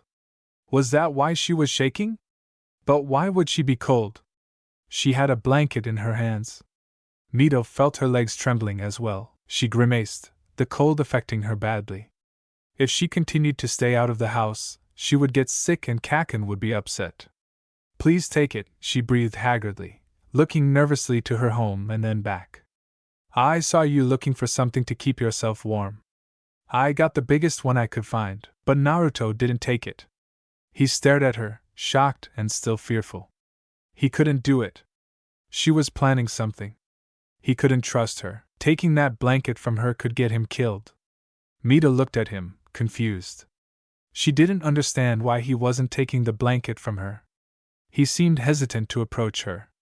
She tried to soothe his unease by trying to smile, but the cold couldn't allow her visage to seem genuine. Don't be afraid. I won't hurt you. She is lying to you. His mind yelled. She could not be trusted. She would hurt him in a heartbeat, he was sure of it. He stared at her coldly. She will not trick him. Ka-san tricked him and broke him. She will not break him like Ka-san. He took a step back. Mito noticed his apprehension immediately. He was ready to run, but she couldn't let him go without knowing he wouldn't be cold. She had been worried about him. She had to help him any way she could. Wait. It was too late, however. He ran away from her, the darkness providing plenty of cover. He soon disappeared. Meta looked down. She felt her heart lurch. He ran away from her. She was just trying to help. She was reminded of the cold again. It bit harshly into her soft skin. She bit her lip, looking at where the boy had run to. She couldn't see him anymore. She sighed dejectedly, making her way inside in sadness. Sheena continued to peer from her vantage point. She had watched the entire interaction between her daughter and the boy. She had seen behavior like that before. Distrust, it was a common feeling for those who had experienced betrayal, backstabbing. The kid must have been through a lot. If she had been in his shoes, she would have accepted Mito's offer. But she wasn't him. She didn't know exactly what he had been through. But she would find out. Naruto groaned when he felt the morning sun penetrate his box home. The night cold was still lingering in his mind. It was the coldest night of sleep he ever had. He groggily opened his eyes, sleepily making his way out of his makeshift shelter. He looked around. No one was nearby. He couldn't help but be jumpy. He had been discovered not once, but twice. It was worse with the second.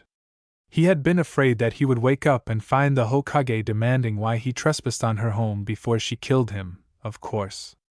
Yesterday was horrible. The sting of hurt turned into a stab at the thought. It was the first time he had heard anyone openly call him a demon. He could feel tears gathering in his eyes, but he could care less. They hated him, they truly hated his guts.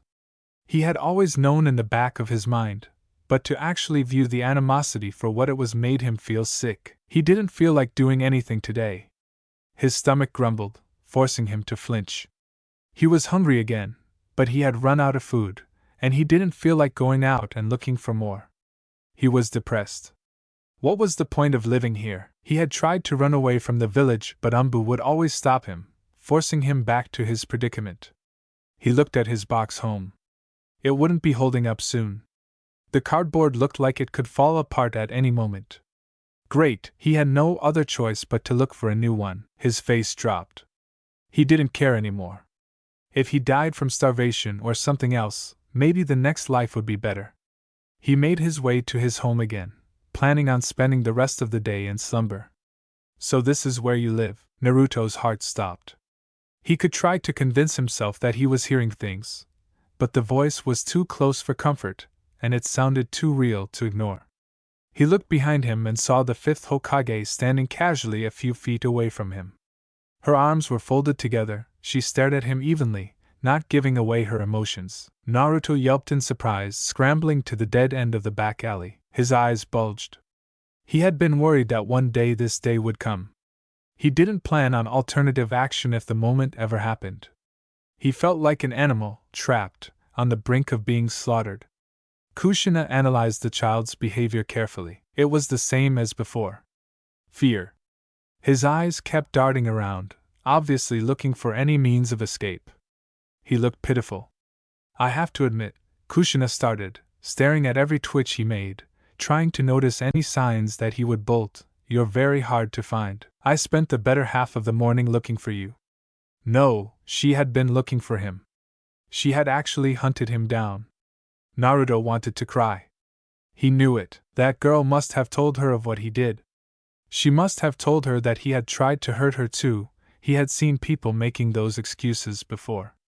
Now here he was, at the mercy of the village leader he had yet to know. Oh God, he knew she was going to kill him. Kushina turned her eyes from him, eyeing the box that she was sure acted as his home. My guess is that that's your home, Kushina observed. Naruto mirrored her gesture. So she wanted to take that from him. Let her have it, he would find another soon enough. Kushina looked at him again. She stared at his form, taking note of his filthy clothing. With me, Kushina said, walking to the blonde. Naruto pushed his back against the wall when he noticed Kushina's advancement. He put his hands in the air to shield himself from a beating. He could never hope to fight back. She was Hokage, which meant she was more powerful than he could ever be. She grabbed one of his arms, hauling Naruto to his feet. Naruto whimpered in terror, shocked that this was really happening to him. He tried to pull away from the hand holding him, but Kushina squeezed more firmly. Shaky azure, her eyes stared at the Hokage, dreading the worst. Kushina looked at the child indifferently. He must have thought the worst of her. It was okay, she really wasn't focused on what he thought of her. She started walking away from the alley, dragging Naruto with her. Naruto had to tell himself repeatedly not to hurt her. Hurting the village's leader could pose for something worse than death. He couldn't do that to himself, he had been through enough already. He didn't put up a fight, letting her drag him away from his home. He could only hope that fate would smile on him just this once. As Shina dragged the reluctant child through the streets of Konoha, a lot of civilians stared at her. Most of them were surprised to see their Hokage holding the demon brat, but she didn't look like she cared, so they didn't bother to voice their thoughts. Naruto bowed his head. He didn't want to look into the malicious eyes of the civilians. He knew they would be smiling at his misfortune. He knew they would be snickering at him as he was dragged to his destination. Kushina stopped walking when she spotted what she had been searching for. She turned towards a new direction and started strutting again. Naruto followed her. He could do little else. He just wanted to get it over with. He felt Kushina stop again. Sit down, boy. Naruto looked up. He saw Kushina seated on a chair and still holding his arm. Food assaulted his senses from all around him. He finally noticed where he was, a restaurant, but not just any restaurant. Ichiraku's. He had passed the place many days on end, smelling the wonderful aroma of different cuisines and hearing joyous laughter. It was a vicinity he never dreamed of ever stepping a foot in. But he was here. Sitting down, Kushina repeated, more impatiently. Naruto gulped and did as told. Kushina smiled at him. Good. Welcome to Ichiraku's. What can I get you? Kushina looked at the young girl that addressed her. The girl stared back at her, then she turned her gaze on the boy. Kushina saw the girl's eyes turn to pity. So she wasn't the only sane person around here. I'd like miso soup, please. She took a glance at Naruto. Bring him ramen. You got it, Hokage-sama. Their food soon arrived. Go ahead and eat it all, Kushina said. She started tasting her soup. She looked at Naruto and paused. He was just staring at the food. He looked like he was in a trance. Poison, poison, poison, poison. The mantra ran through his mind. He looked at the food in absolute horror. So the Hokage wanted to kill him by those means, just like Ka-san. At first, Kushina didn't understand why Naruto feared the food. Suddenly, she blinked in surprise, realizing her stupidity. You think it's poisoned? She queried. Naruto didn't say a thing. That was all the answer she needed. She grabbed the ramen bowl and brought it closer to herself. Naruto looked at her. He was finding anything the woman did more and more alarming. It's not poisoned, child, Kushina gently said. She took her own chopsticks and took a few strands of noodles into her mouth. She ate it delicately, being mindful to make sure that Naruto was watching her. She swallowed it down and opened her mouth for him to see. See? She said, smiling softly. This food isn't poisoned. I don't think I can be qualified as Hokage if I started killing civilians. Naruto stared at her. He was shocked that she had taken and tasted the food she had offered to him. He was even more shocked that it wasn't poisoned. She proved it. Even so, he never let his guard down, but his stomach had its disagreement. It grumbled, voicing its needs for everyone to hear. Kushina fixed him with an annoying look. You're hungry, so eat. She gave him the food again, and Naruto stared at it. His mouth watered. He needed to eat something. He cursed himself for his weakness, but the overwhelming smell was just too tempting to ignore. He dug into his meal using his hands to grab the noodles and shove them into his mouth. Kushina's eyes widened at the child's mannerism. He didn't even grab the chopsticks offered, he just ate like an animal. She decided to let it go, allowing him the time to indulge himself. He had been through a lot.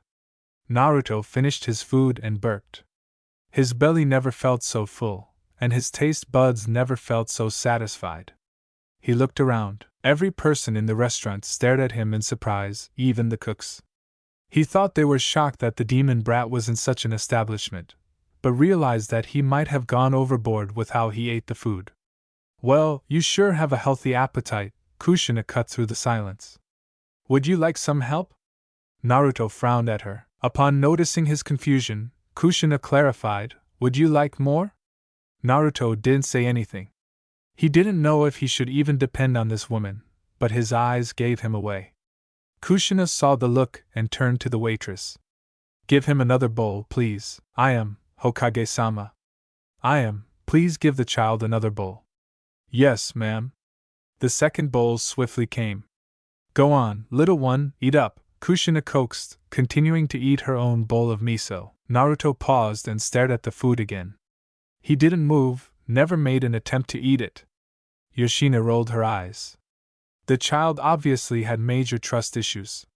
She took the bowl, took a morsel of noodles and ate them. She swallowed and opened her mouth again. No poison, she promised. Naruto happily accepted the meal after that.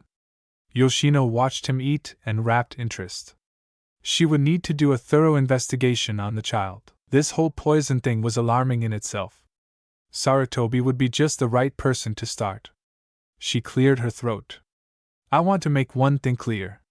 Naruto turned his gaze to her but continued eating. My daughter Mito meant no harm to you. She saw him freeze on the spot and continued. She's very caring towards people even if they are strangers. She's far too innocent for her own good. She's a good girl and would never harm anyone. She looked Naruto in the eye. She was worried about you. Oh listen, it's a lie. That's how they get you. They lower your guard and wait until you're defenseless. Then they hurt you. Naruto looked away from the redhead.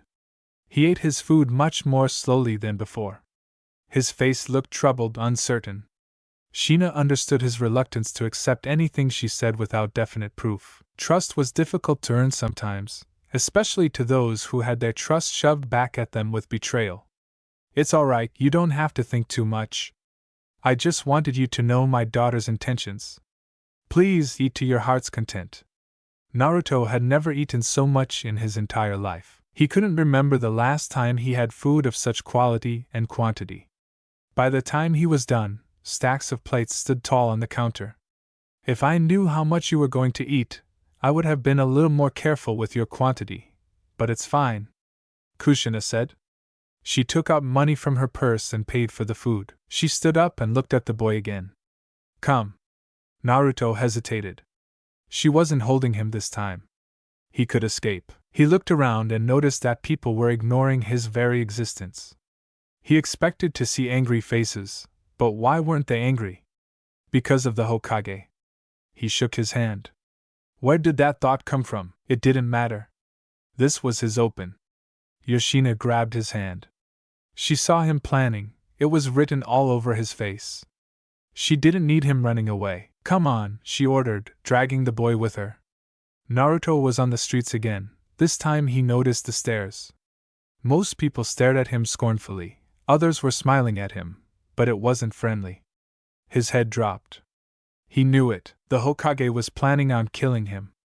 She was just waiting for the right moment. He walked on numbly, his mind absent to all that was around him. By the time Kushina stopped, he had to hastily stop himself before he bumped into her. He looked up, expecting an execution ready for him, but that wasn't the case. He was at the park. Families were currently either lounging around or playing together. Naruto frowned. What on earth was going on?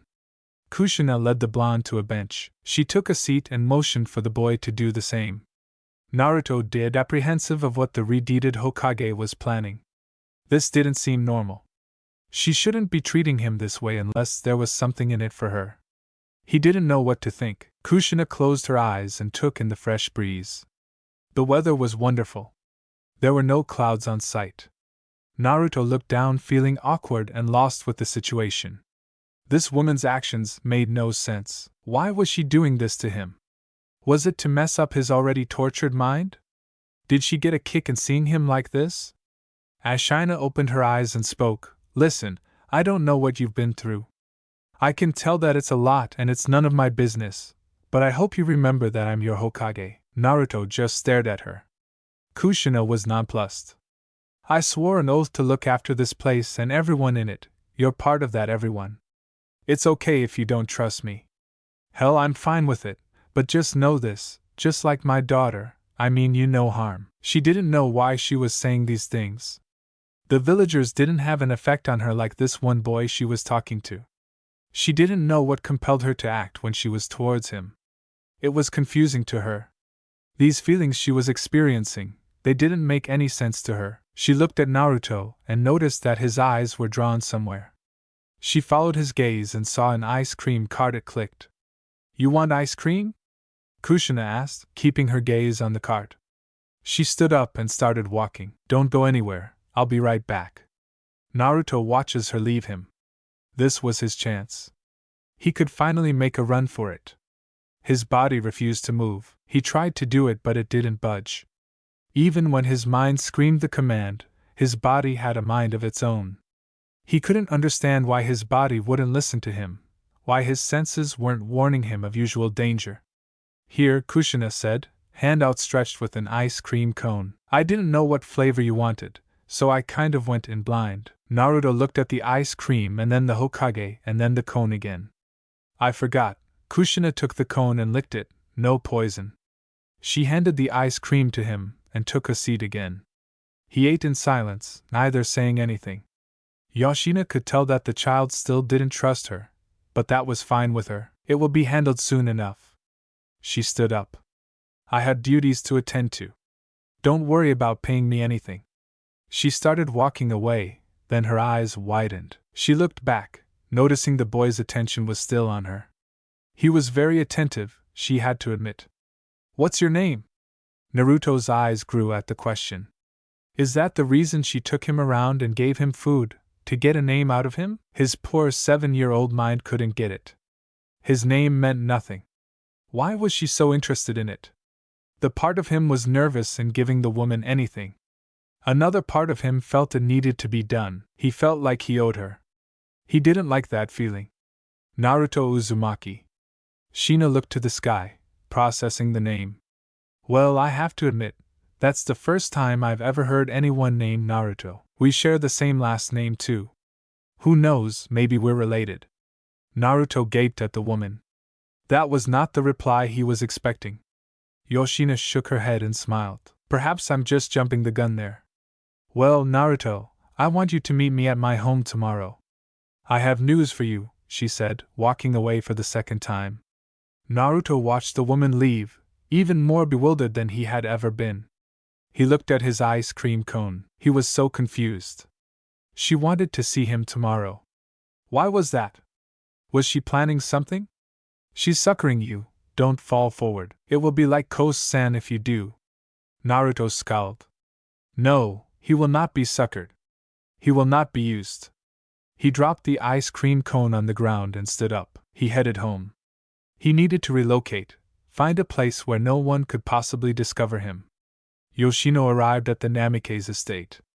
It was late at night, and she felt exhausted. Hokage paperwork was no joke. Hey, Kat-chan. How was your day? Mito questioned brightly, sitting in the lounge and watching television. It was fine, sweetie. How about you? I hope you're not mad at me for keeping you indoors.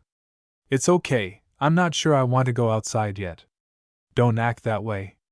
You need to make friends soon. Nito pouted. I don't need friends. Sure, Kushina said, rolling her eyes. Are we going to cook together now? Kushina nodded happily. Yeah, let's make dinner.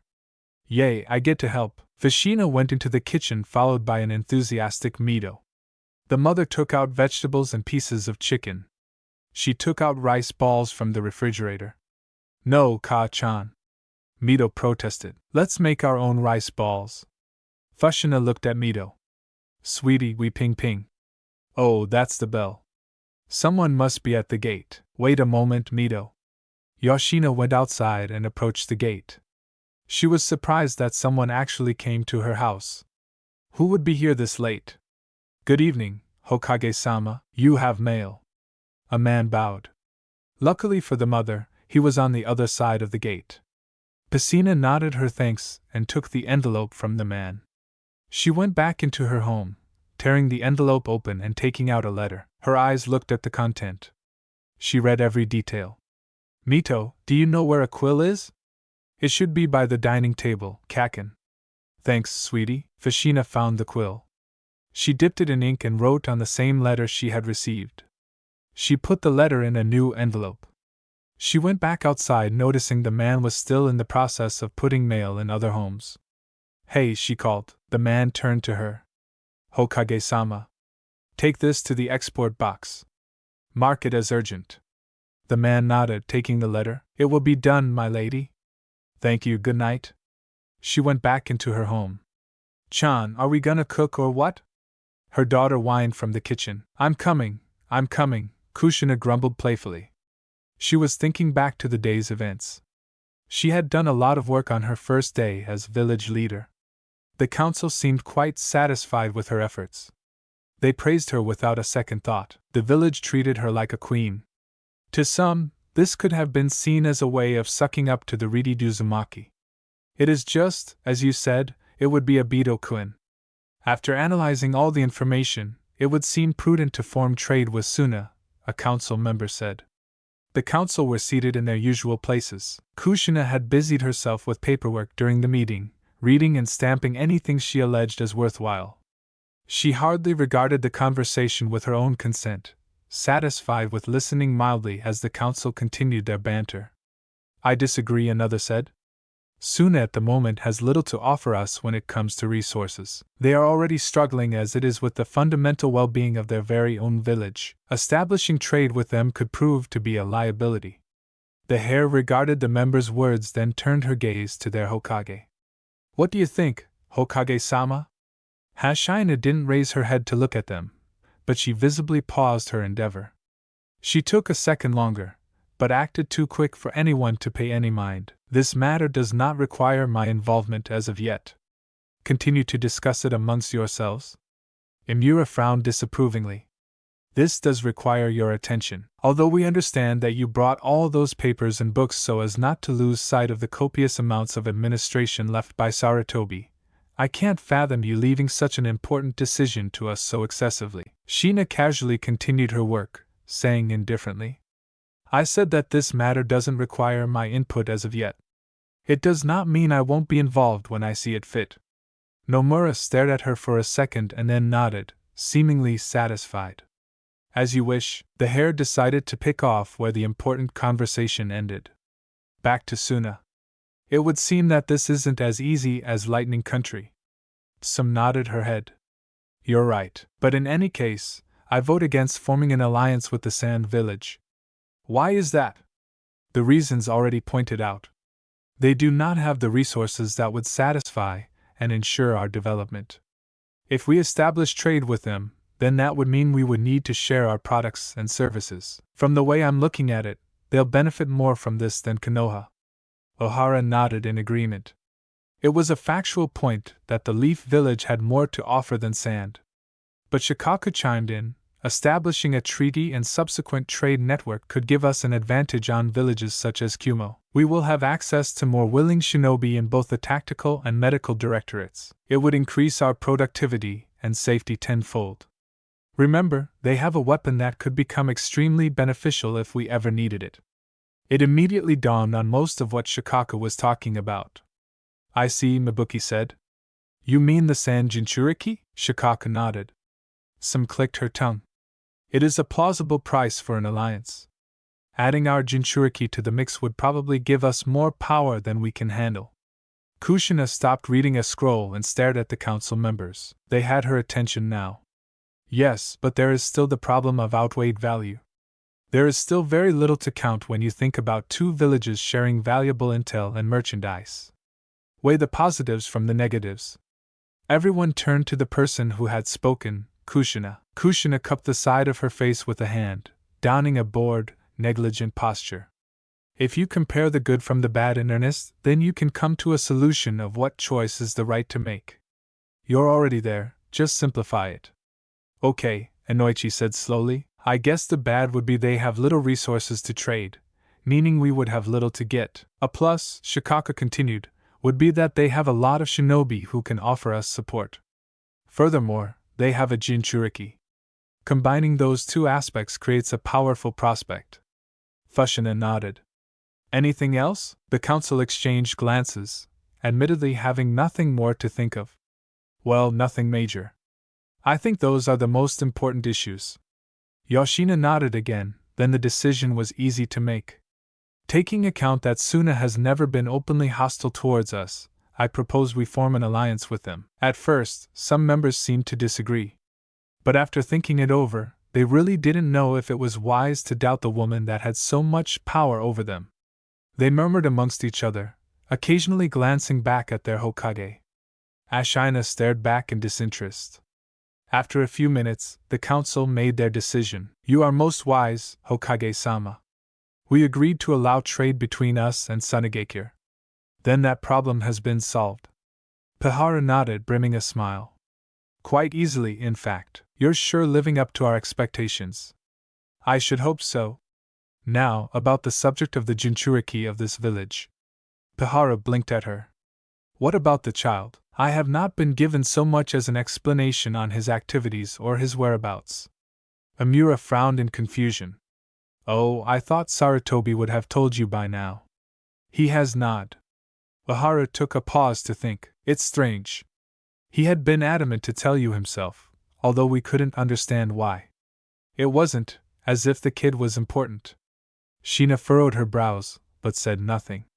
Well, reports have indicated that he lives off the streets now, some said. That's the first time I'm hearing about this. Wasn't he adopted? Inoichi asked, perturbed. He was, Kahara said. But you're already aware that no person can ever harbor such a child under them without a motive. It is clear that there was. It's not as if the situation with the boy should be taken with too much care, a member put out. He is just a Jinchuriki weapon. Yes, you're right, Kahara said. The only importance he wields is his value to us through Minato's sacrifice, nothing more. Ashina continued to listen patiently. It seemed that they had momentarily forgotten about her, but she didn't mind. They were talking. That's all she cared about. Ahara finally addressed the Hokage apologetically. I am truly sorry that he shares your last name. But whether we like it or not, he was discovered as Naruto Uzumaki by Sarutobi himself. We cannot change it, unfortunately. Kushina didn't hear them. Her mind stopped the moment she heard Naruto's name mentioned. Her eyes were slightly wide, realization hitting harder than she understood. The hare saw the look and explained, it's exactly what you're thinking. The blonde boy at the celebration is him. Kushina mentally berated herself for the shock, wondering what had come over her.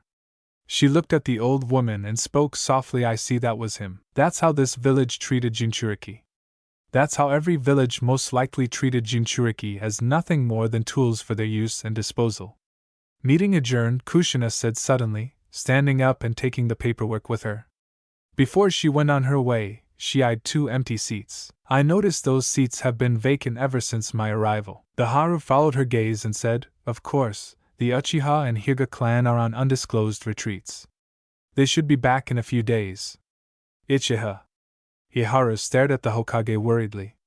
Her statement was odd. That will be all, Kushina said, promptly leaving before anyone could converse with her. The Redid arrived home in record time. The council meeting had been very early in the morning. It had to be due to its importance. Currently, it was close to 8 in the morning. Sheena made her way past the gate of her estate, making sure to lock it in transit. She briefly saw an array of color flash from the gate itself. It must be the seal. She went inside, taking off her robes and setting them on a coat hanger. Now clad in a white and red kimono, she strutted into the kitchen. She took out utensils to prepare sustenance. She decided to make a nice eatable breakfast for herself and Mito. She took out a pan and cooking oil. Carelessly pouring the liquid content on the pan, she let it heat up while taking out some eggs and bacon. She looked to her side and retrieved bread from the gratin. It was an easy and quick breakfast to make: bacon, eggs, juice, and toast. She mentally gave herself a pat on the back. Mito would approve. Akan, Mito yawned, coming into the kitchen in her pajamas. Her form was anything but presentable, but since she wasn't doing anything in particular, she could care less. Morning, little Kushina cooked. Are you ready to eat? You made breakfast without. You're helping me, yes, like I said before, Mito, I'm your kaken. Yeah, I know. Come on, Kushina motioned. They ate breakfast in comfortable silence. Kushina decided it was the right moment to strike up a conversation. How old are you, Mito? With a mouthful of food, Mito could only chew out a muffled 7. Kushina chuckled. Don't talk with your mouth full, sweetie. Anyway, I think it's time to start your training. Mito blinked at her mother. Training? Yes, I recently came across this. Kushina took out a little journal from her sleeve, handing it delicately to her daughter. Mito looked at the cover. Finding it strange, she looked at her mother. Shinobi Code 101. Yes, little one. While doing paperwork, I read up a few things. I found this journal. Actually, I found 2 that looked exactly the same. She took out another identical small book. What's it about? In order for you to learn to be a kunoichi, you need to understand the basics from chakra to manipulation. Mito's eyes lit up. This will help me become a kunoichi. That's right. Read first, and then we can start with other stuff. It was helpful for me to look at it too. I'm assuming this was Minato's work. Mito grinned at her mother. Thanks, Kaken. I can't wait to start learning kunoichi stuff. Ashina smiled at her. My pleasure. Mito jumped out of her chair and cheered triumphantly. I'll do my best. That's good to hear. Hey, Kaken? Yes? Do you think that one day I'll be as strong as Obito Nai? Don't say that name here. Kushina hissed, cutting the little redhead off. Mito squeaked at her mother's outburst. Her face was confused for a moment, then she comprehended. Oh, sorry, Coke and Iagi Dai. Kushina was hugging her in the next second. Sure, it's okay. Just be careful. You must never say that name here. I understand. Mito softly said. Okay. Kushina let go of her. I have a few things to do today. Will you be okay without me? I'll be fine, Kaken. Be careful. I will. Lock the gate and don't let anyone in. Okay. Naruto stared ahead of him. Out there was the village. He was still hidden in the alley. He looked around. The box that he originally called home had withered to pieces. He had to get another one, but luckily, there had been no disputes. No one had stalked him down, or even discovered his location. He remembered what the Hokage had said to him yesterday. She requested that he met her at her home, but there was no way in hell he was doing that. She had a motive. He knew she had a motive. And he suspected that she had treated him so nicely the other day as a means to lower his guard and strike. She didn't care about him. Why would she? Even if she was the Hokage, what value did he have towards her? He was homeless, filthy, and obviously alienated. She was up to something, and that something involved hurting him. Kaizen, his sweet Kaizen, even now he could still remember her face. The smile she gave every time he did something wrong and apologized, the warm comfort of her hugs every time he felt down, her constant declaration of love even when he wondered why she would bother. How could he forget about that? That was just it, she was impossible to forget. And with that revelation came the bitter reality that it had all been a lie, a way to lower his guard and literally stab him in the back. It was the same with Kushina. He knew her game. She was waiting patiently, just like Kazan. She was waiting for the moment to strike, and it seemed it could be any time he let her in his heart.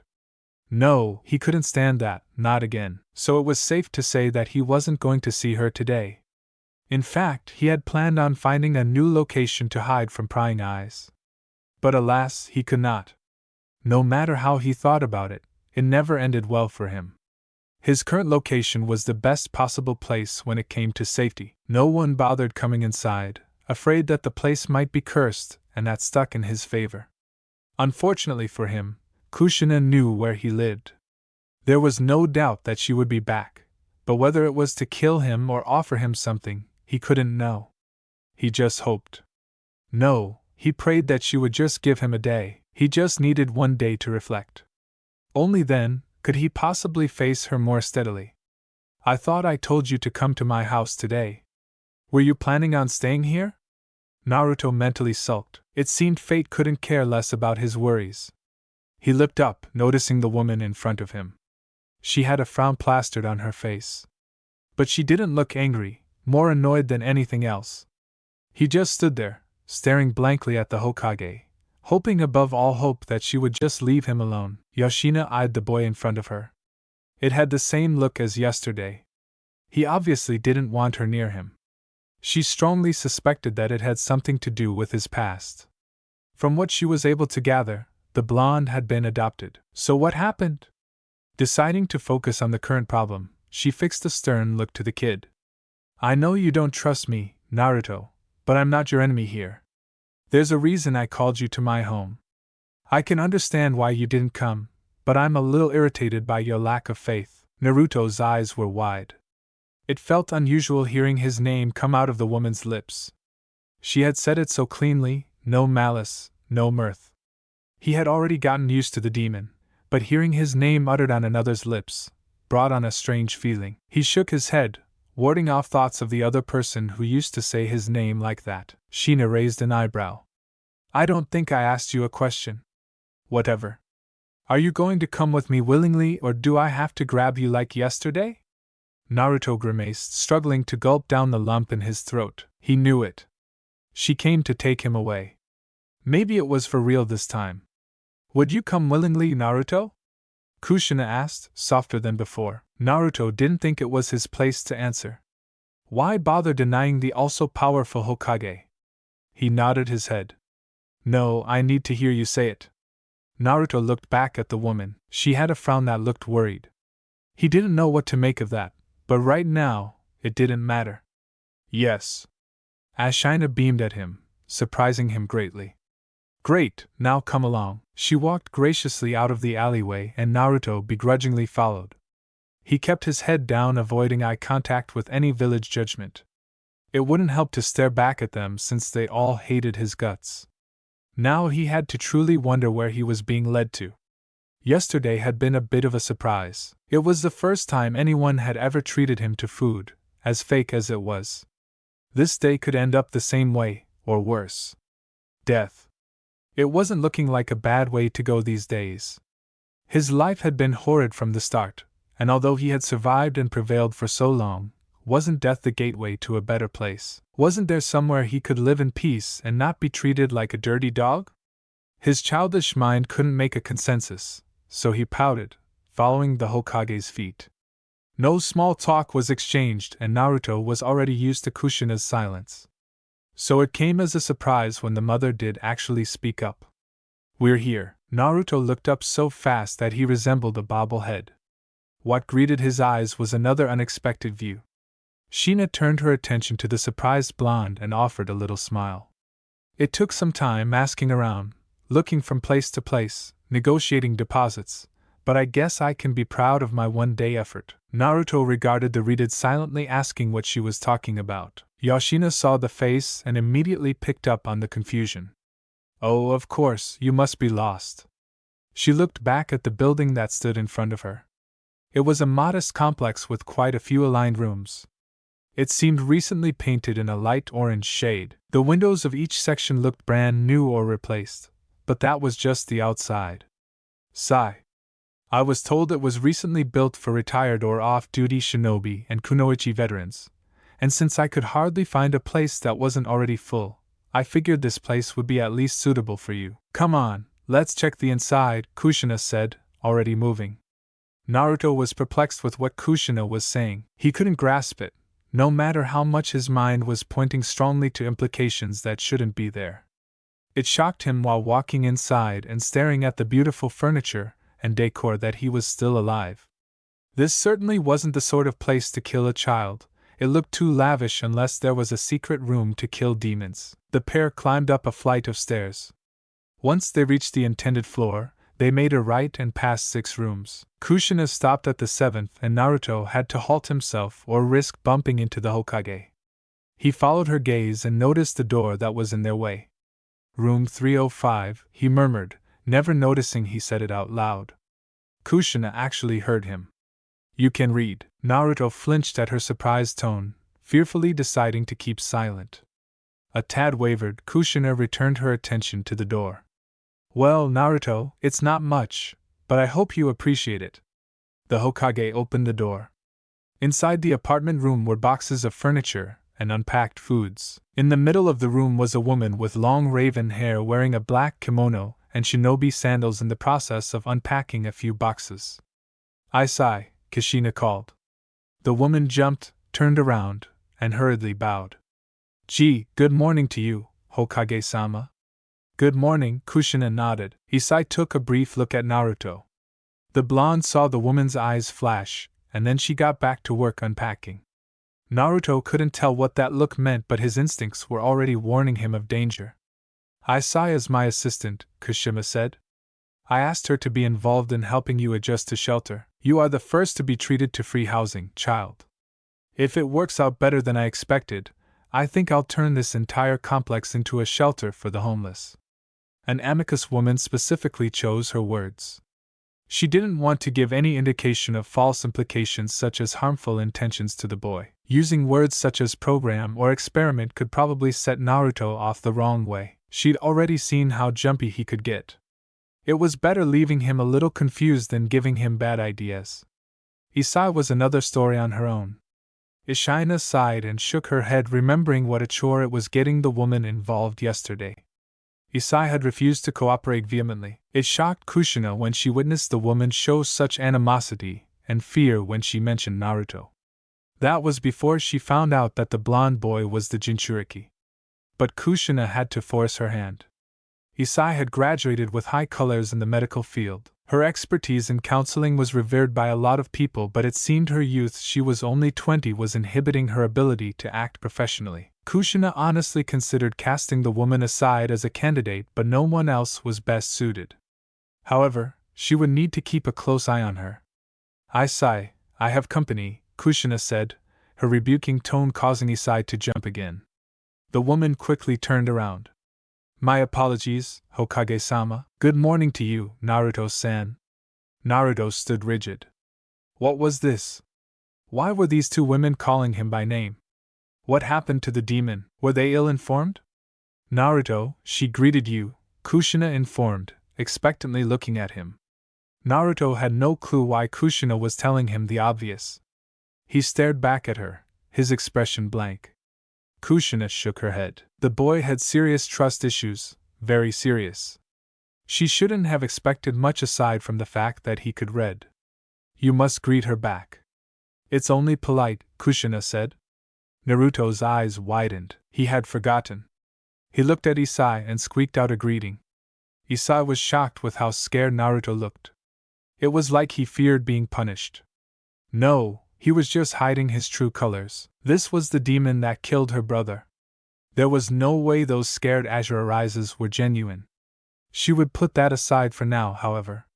If she even thought about harming him, she was sure Kushina would make her pay dearly. The Hokage seemed to have an odd attachment towards the blonde, and eyesight couldn't discern what the Hokage was thinking. She would have thought the entire idea ridiculous if there wasn't a catch to it. "What do you think, Naruto? Do you like the room?" Kushina asked the youngster casually. Naruto stared at her inanely. He couldn't grasp what Kushina was aiming at. Why was she asking him if he liked the room? What did it matter if he did? He looked at the area again. It was quite spacious, more than what he was used to anyway. It didn't seem too confined. Well, anything was better than his own home. He didn't quite understand why his opinion mattered. He wasn't stupid in thinking that Kushina didn't have a motive for asking. She could be offering the place to him as a way to temporarily confuse him, and then she would strike. It was a plausible setup. The fact that Isai was in the room, as well, should have warranted worry from him, and oh, it did. Should he lie then? Should he say that this place wasn't nice or wasn't suitable? Maybe that's what the Hokage was aiming for in the first place, to confirm that she could treat him just like everyone else. Inking up too many ifs was making his brain hurt. He didn't know what to do but stared into space. Kushina's arms were folded. She had been observing Naruto's reaction. It wasn't difficult to think that she had given him something arduous to answer to, because if she was right, then Naruto was downright afraid of her. He didn't know her, but her title as Hokage might have broadened his judgment towards her. How Sarutobi allowed something like this to happen would always escape her. Incompetence. "Do you like this place, Naruto?" He didn't answer. Kushina massaged her chin. This was turning out to be exceedingly problematic. Communication was key in this case, and if she didn't get an answer, she couldn't act out. Isai didn't know what to do herself. This was actually the first time she stood in the same room as the demon brat. It wasn't anything she had ever experienced, and she didn't know if it would be wise voicing her thoughts. "Isai, you may go to the tower," Kushina informed suddenly.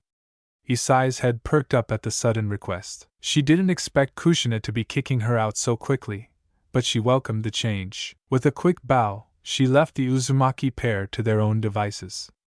Once Kushina was certain that Isai was gone completely, she turned back to Naruto. She purposely walked up to him, ignoring his fearful retreat at her advance. Naruto took steps back the moment she took steps forward. Kushina had an odd look on her face that he didn't like. It forced a shiver from his spine. His eyes were wide and dancing around, his heart was beating hard against his chest. He couldn't stop his stiff movements. It was like he was overwhelmed with a sense of hopelessness. When she grabbed his shoulders, he whimpered, shutting his eyes and tightening his body. He had a strong urge to pull away and dash for the exit, but it was difficult with so many negative possibilities. But when she sat down on a sofa and pulled him into a gentle embrace on her lap, that's when he reacted. The warmth, the comfort, her sweet scent overwhelming his sense of smell, it was just too much to handle. The emotional part of his brain reached critical level, and the logical part declared that his feelings were too unstable, so it blared massive warnings, triggering a desperate attempt at self-preservation. He struggled against her hold fervently, trying to shake his body as hard as he could. He mistakenly hit Kushina a few times, but logic wasn't processed clearly. He just needed to survive. Kushina grimaced when she felt his strong resistance, and took the blows to her body like a champ.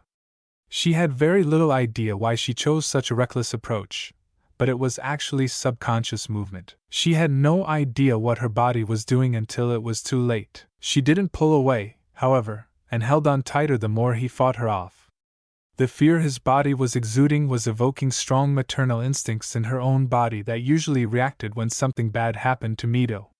She recalled the time when she first saw him. She remembered how he mesmerized her beyond understanding, how his face forced her into a trance.